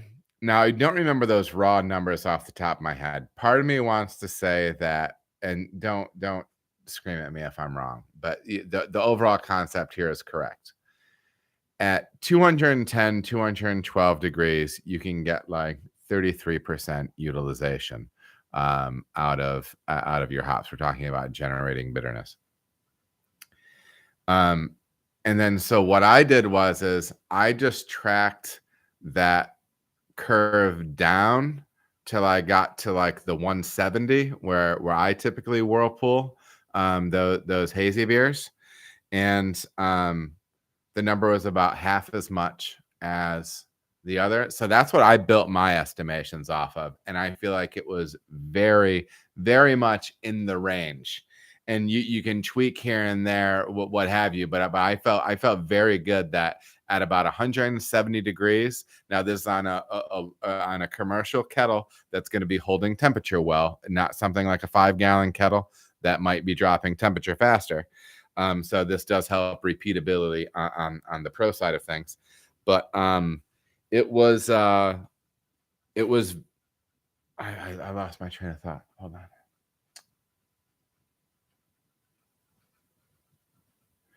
Yeah, you get it about 50%. So that was what I did, but I totally get it when you say, "Hey, listen, man, but I don't want to you know, I get saying taste it and see see what the IBUs are, because I think that's one of those ways that we can actually kind of lead people astray. I try to tell people what they're going to be tasting in the glass rather than what the hard numbers say, because IBU gets weird. If you dig into that Scott Janish book, some people are saying, you can be stripping IBU with dry hopping. Various processes might lead to different things. There's a lot of stuff. Yeah, there's a lot of stuff to it. And Hugh, do you send your wort through your heat X and back to the kettle for 170? Absolutely do. Check out Hugh. Go to the playlist and maybe Brew Day playlists, and there's a 15-part Brew Day series on me making our hazy IPA. I think it's saying, me trying to make the best IPA I can or something like that. We show that process in there. So go back and give that one a look. And yeah, that is what I do. That is what I do.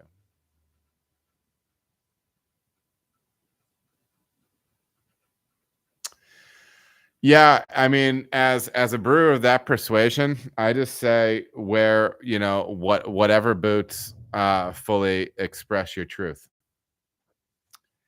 Next question comes from Ludmila Salvagano on YouTube. Hi, Adam. Thank you very much for your video. The explanation was very clear and it fits the needs of my project. I wanted to ask you about the sanitization of beer cans before filling and sealing. Could you help me with that? I know different people do different things. Some people will use sterile water to rinse cans. Some people will use a lighter iodine solution or a lighter sanitizing solution. Some people have rinse with city water. Some people, what we do on our little one head AT1 single head can filler from American Canner, Josh will take the cans and give them a dunk in an iodine solution, and then set them upside down to drain, and then they get loaded on the conveyor. there's a lot of different things you can do. There's a lot of different schools of thought on it. Canning is one of those things, man, because it's like, dude, well, how are you sanitizing the lid that goes on there, right? I mean, that's the thing. I don't know. Canning sketches me out, man. It's a hard thing. It's especially sometimes I feel like, especially when you come from the homebrewing ranks and it's just so drilled into your head. Oh, I gotta be, everything. And I get it. Yeah, we need to be sanitary. But yeah, that's one of those ones that breaks my brain on that process. But yeah, that's what we do. And that's what we handle. I do know I have heard of some larger people using like different kind of gases too, that they actually will use different kind of gases to sanitize a bottle.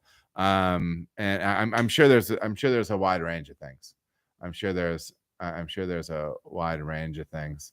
And Jamie does a star sand dip. Yeah, I get it.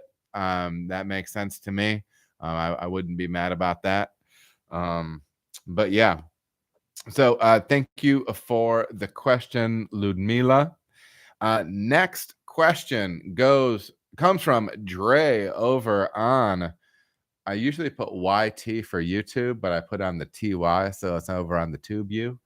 What type of sanitizer do you use in the brewery? What dilution percentage do you use on your isopropyl alcohol? I use 3 different sanitizers in the brewery. I use iodine as a longer term tub soak. So I will make a tub of sanitizer at the beginning of a shift for small parts. So all my clamps, gaskets, small fittings, sight glasses, before I build out a tank, all that stuff will go in there and it stays in there throughout the day and it gets pulled. I saw a conference talk at one point that said the best application for iodine is in a soaking type application, with contact time being up to 20 minutes. Don't be mad at me. I didn't do that research. All right. But I do like keeping it in the brew house because I like to have multiple sanitizers going on. I like to use 70% isopropyl alcohol for all ports, gaskets, and connections that I'm making between hoses and tanks and clamps and valves and whatnot. We buy 100% and then dilute it back to 70 ourselves to save a little coin.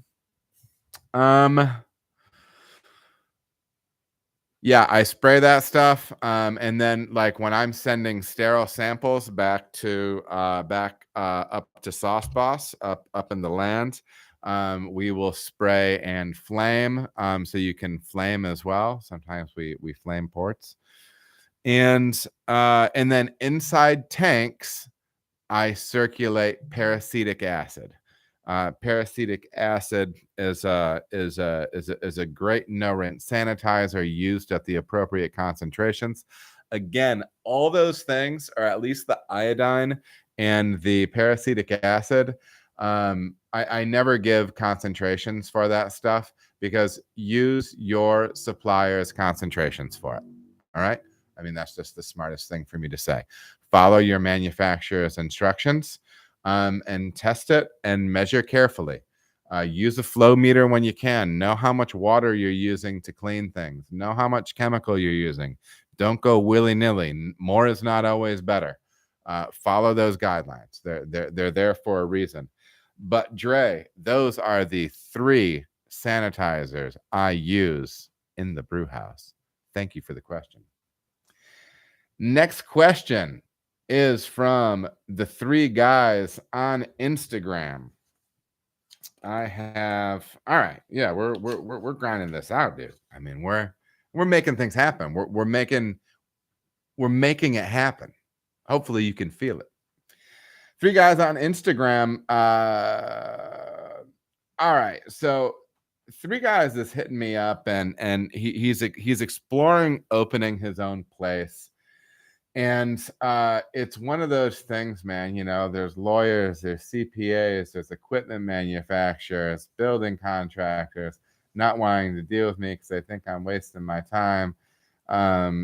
Supportive family, um, you know, friends saying to do it. And here's the deal with this going pro and opening your own brewery thing. And he's kind of feeling discouraged, and everything like that. And then, first of all, dude, I appreciate the fact that you asked me the question, because that takes some vulnerability, and you're cool with me talking about it on yeah, three guys message Jamie Tripp. That's a good offer, because Jamie's in that grind right now, man. So yeah, that would be what was he? Was he an Instagram? Was he an Instagram follow? Yeah, he was on Instagram. Jamie, are you on Instagram? Anyways, yeah, try to connect the dots, you two. But yeah, man, it's tough, because I've seen people do this, have this be their dream, and have it not work out and have it be a bad thing for them. You know, I've seen people lose friendships. I've seen there's a lot of that stuff. It can put a lot of stress on a family. I've worked for some really good people where it just didn't work out. And there's something to be said for rolling the dice and getting out there and doing it. But I would never tell anybody to not do it. You want to be smart, you want to be well funded.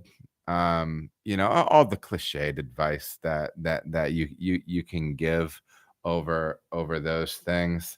You've heard me say that great beer is not a business model. It's not a business plan, because great beer doesn't matter. It'll close you down for not paying bills, even if you're pouring great beer. So yeah. Anyways, it's it's a tough thing. I would tell you to reach out to Jamie Tripp. And yeah, like I said, three guys on the old Instagram. You guys, it's the three guys, just so you know, Jamie. You guys should link up on Instagram and talk that out. That's actually a cool resolution to this a little bit. It's kind of cool that you can get a little community help from the chat on this, and talk to some people that are going through it. But my big picture thing is this. I will say this, and I know this is true.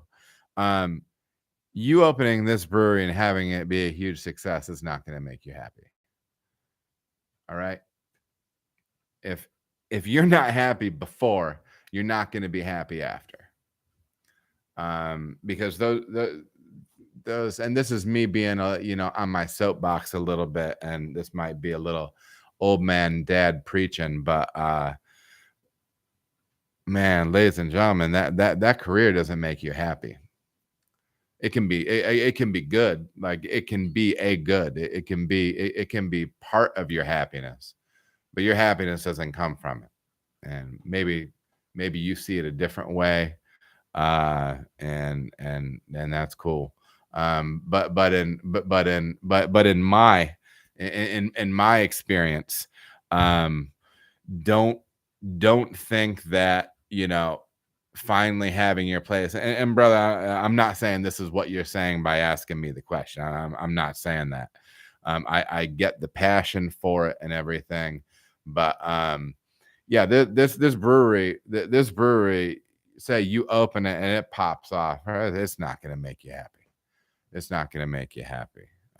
That's your people around you.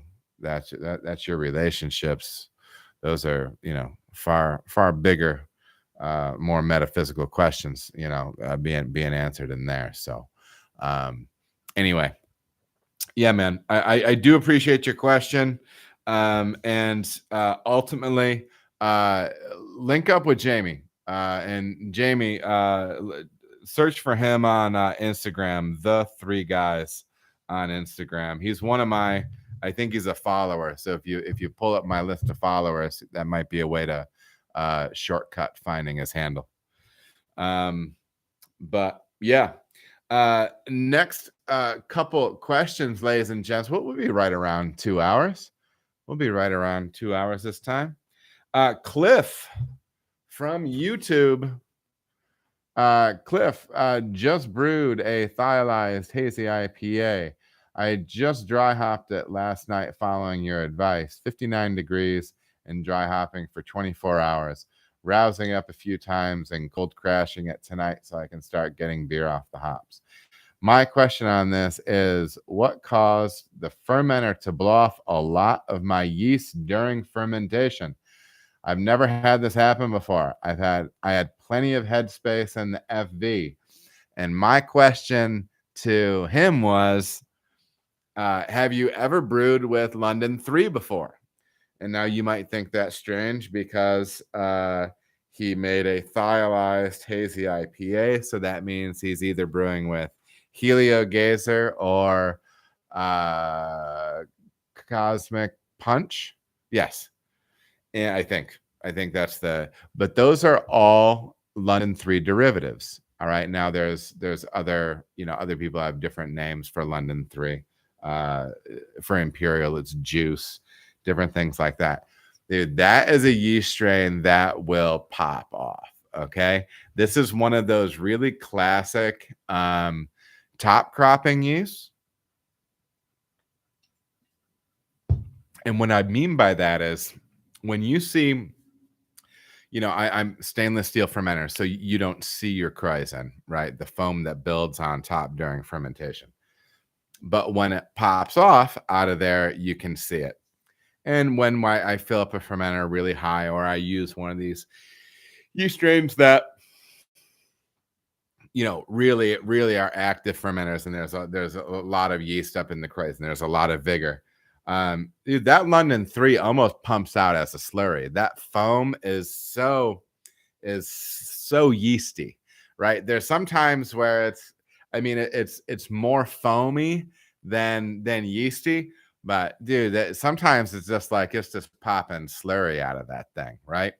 So that's really the end. How come you've never seen it before? You've never brewed with London 3 before.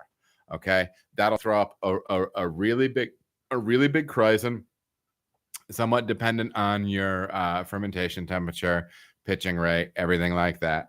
But yeah, you will drop a lot of yeast through your blow off and everything like that. That's why that happened. I've had that happen to a point to where I was unable to reharvest a beer. Okay, so think on that. I actually had a new pitch of a beer that I had to turn and burn this one beer real quick. So I fermented warmer than I normally would. And that fermentation blew up.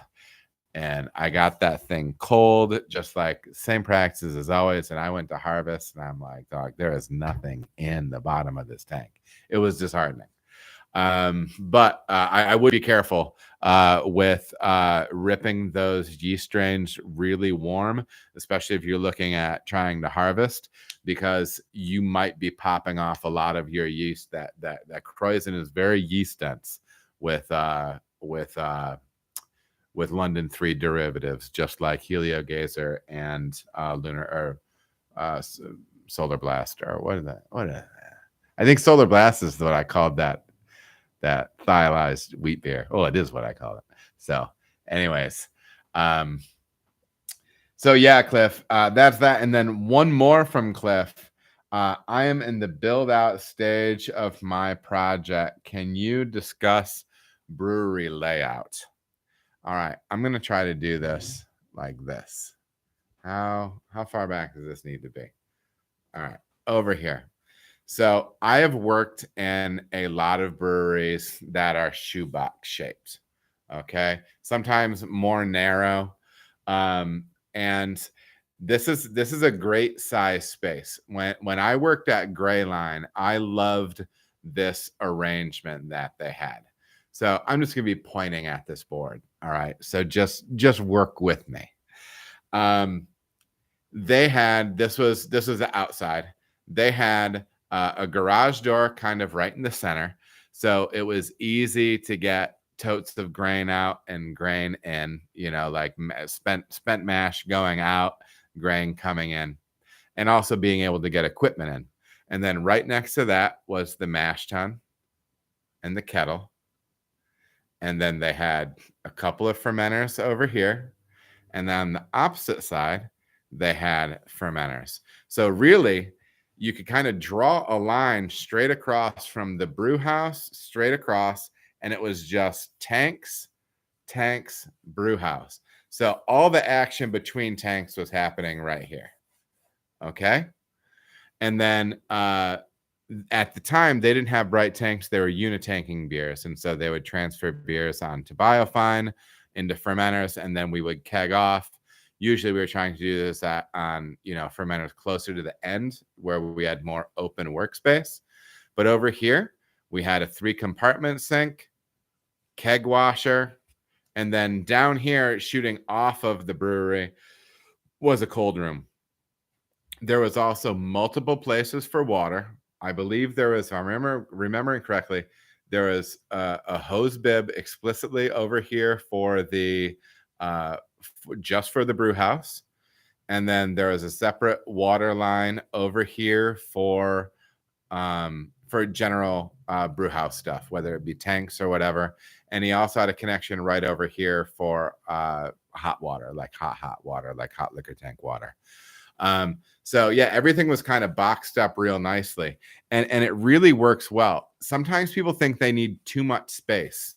Like, so if you have your brew house and tanks over here and then more tanks over here, you don't need to be able to like lay down and like roll around in that space between those tanks. You need enough space to work, but keep it tight, man. You don't have to go wild.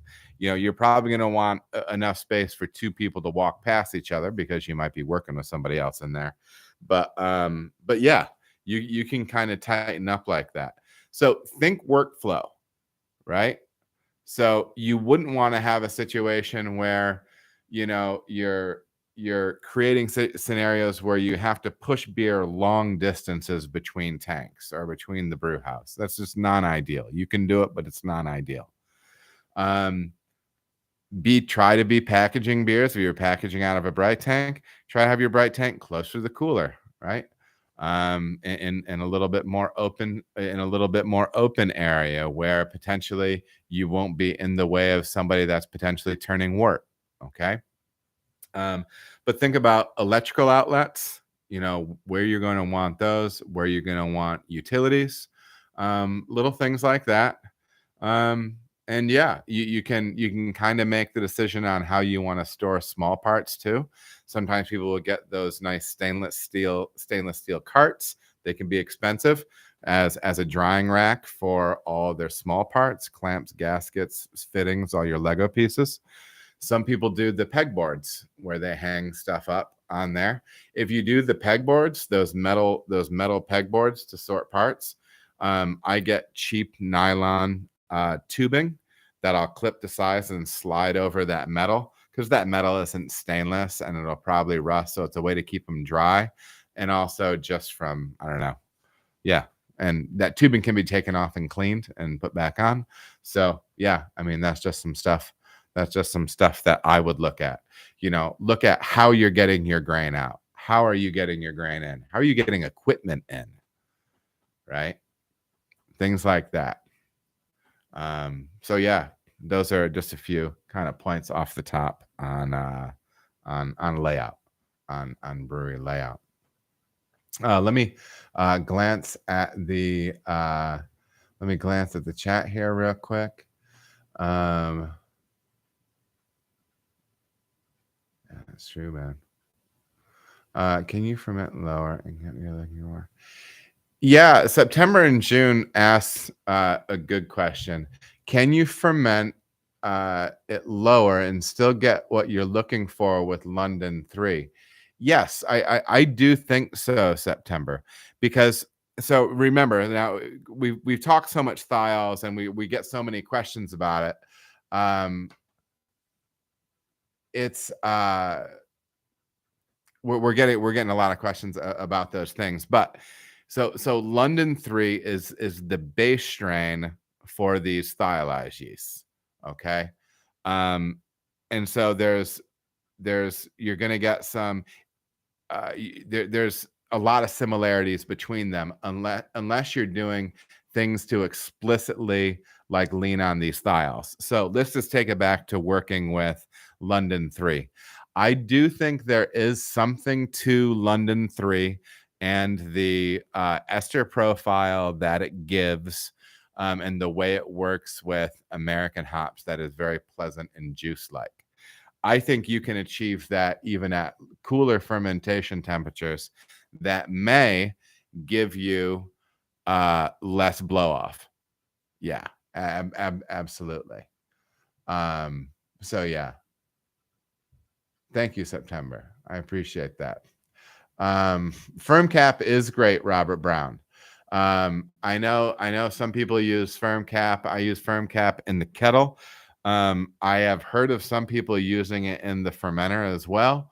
Another possible thing there. So yeah, so in relation to the blow off issue, yeah, I think you could mitigate that some with a little bit of a cooler ferment, but sometimes that stuff just gets popping. I don't know if you've used it before, but I mean, I'm hoping I know who I'm talking about, but the lovely Sabrina asked the question.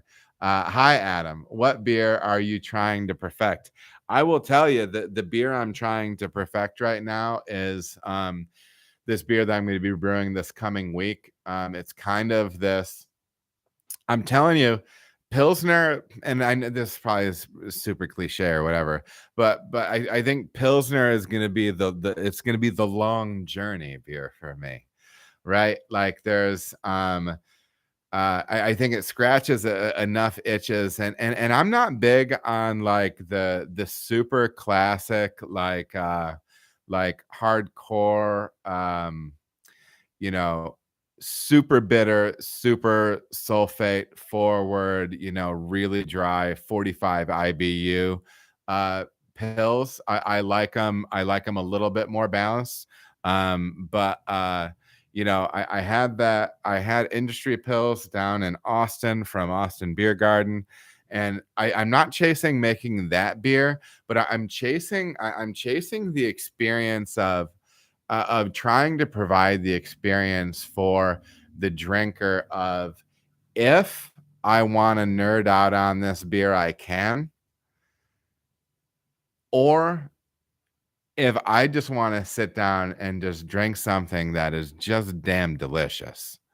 Like, and that's it. That's it, right? So, one of the iterations that's taking for me right now is I'm kind of trying to understand some of the bounds of late hopping with those beers. So it's more of a I would say it's more of an American take on Pilsner. Well, ironically though, so people will talk about Italian pills right now. So Italian pills kind of being like a dry hop Pilsner, not to the rate that like a West Coast would be, or at least I think in most cases. It's not like that. It is more of a subtle hand, but more late hop character. So what I'm making an Italian pills type beer coming up this coming week, except I'm pulling the hops that I was going to be using in the dry hop. I've done 1 pound per barrel in the dry hop with that. I think I've also done a half pound, but now I'm pulling that half pound back into the whirlpool. And I'm seeing how that character is going to change. When I say half pound, I mean half pound per barrel. So yeah, because I would kind of like to test like the upper range of like, okay, where would I be pleased as a brewer with the amount of uh, a little bit of like classic German hop character, but maybe some newer school German hop varieties, maybe even a little dash of American hop in there. I was listening to Vinny Chilurzo talking about folding in small amount of hops. So I'll talk to you as we go with this beer. I'm using a little bit of American hop in here too, along with some newer school German, but I'm not looking to exercise it in an IPA type way. I'm kind of trying to find like what's the upper limit of pleasing flavor and aroma without it becoming like the screaming feature of the beer, right? And then I just want to I want to hone that in, and I want, oh gosh, I almost ate the thing here. I want to dial that in, and I don't know. I want to have it at my disposal. At any point, I want to be able to make a beautiful Pilsner that maybe is pushing the line on like this, whether it be a real noble German hop character, or maybe with another slight accent playing off of that, or something a little bit more subdued. So yeah, I mean, I think that's what I'm chasing, Sabrina. And because I do think I don't know, I think it's an exciting beer style, because it looks the way people expect beer to look, and that's still a thing, man. That's still a thing. You know, you're people, I mean, most people beer is still yellow.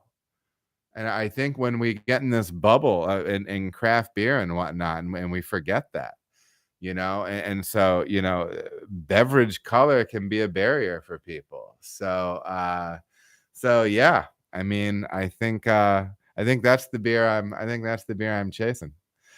Jamie, no, I am not dropping Whirlpool temp on that at all. No, just I'm gonna keep it standard, what, 210 to 211, whatever, whatever that goes out to. And yeah, it's just a great style. And so yeah, I'm gonna wrap right now, everybody.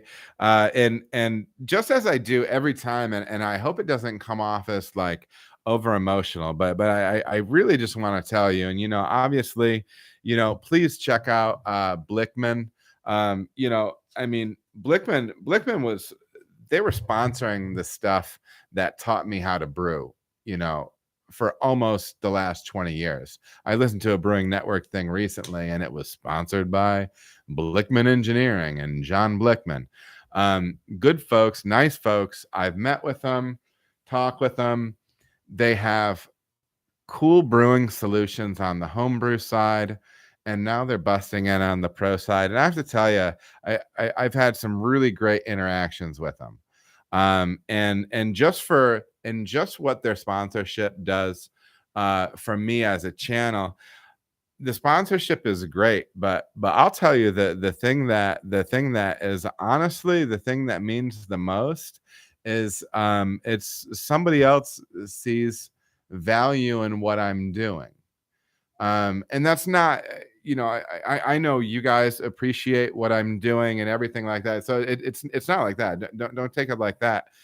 But it's in much the same way, like when people drop tips on me here in the chat, or when they become a member to the channel for the $2.99 or whatever. It's a humbling thing. It's a humbling thing, and because I think big picture, and you've probably heard me say it before, but yeah, I mean, we all have talents, and I think you can take talents in a couple different directions. You can be aware of your talents and be prideful of them, and that's bit me in the ass every time. Every time that's been the path that I chose to walk. It's bit me every time. And I really feel like the only appropriate way, especially the way I look at things, the only appropriate way to look at those talents that we have, whether it be talking about beer, being excited about it, teaching about it, being willing to do it, like all those things, that's just those things, I mean, sure, those things can be talent and whatnot, but they're also gifts. They're actually meant for other people. Like the fact that I like doing this stuff and some people like listening to me talk about it, that's like, I mean, I don't know. Like I have to, I actually have to give that away. Like I actually have to do that. And so to see, you know, to see a sponsor, to have them see value in what I'm doing, it's humbling, man. And it feels nice. Like, you know, obviously it, you know, it's affirming. And all the time, man, it's getting easier and easier to get questions for these Q&As because so many good questions come in. Like, bro, it used to be, you know, I'm texting people ahead of time. I'm texting September and June, and I'm like, dude, give me some questions. I got a Q&A in 3 hours. And I'm hitting up some other guys, you know, some of the other guys you've seen me interview, you know. Yeah, man, that's a good thing. So yeah, I just feel very fortunate about everything. And so please, especially if you are on social media stuff, if you're on Instagram, on Facebook, please shoot Blickman a message and tell them thank you for sponsoring Adam Makes Beer. And give them your business whenever you can. If you will be in Nashville, come see me. I'm looking forward to it. I'll give you more details on when I'm going to be at the booth, and you might see me roaming around and come say hey. Yeah, I think I'm gonna wrap up the rambling. This month is a little odd. I might have scheduling with Easter pushed me back. That's why I missed like a couple of days posting this month. It was a little bit weird, but we're gonna get back on it. And I might have a brewer interview this month. I teased having a big person. I'll tell you this: if you stayed this long, I'll let you know. It was gonna be for May, but May is not gonna work out. But still working on getting Vinny Chilurzo on the show, which will be wild. So and I'm not gonna lie to you, if we can lock down our date, I'm talking to him about STS pills, baby. We're talking that lager with Vinny. Everybody talks to him about IPA, and he's got that German boy system over there, man. That thing's just begging. To extract some sugar out of some Pilsner malt and decoct it. But yeah, so I do have it yet to be formally scheduled, but I will be having more brewer interviews. Dude, yeah, getting Vinny on will be wild. What I will tell you, one of my favorite things about him, when for numerous things, but he makes time for people, which I think is huge. And the other thing is his. I love the fact that his email signature is Vinny Chilurzo, owner brewer, and I like that. I like Vinny. But anyways, big love to you guys. Thanks so much for everything. Keep an eye out on all those said channels. If you're loving something that you see me do, go ahead and share it out.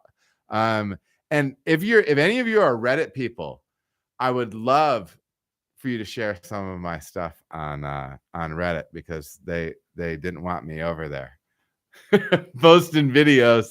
They told me get out of here. But if you post a video you like over there, I think it'll work. So the homebrewing Reddit. Anyways, have a great night, you guys, and thanks for tuning in. Bye.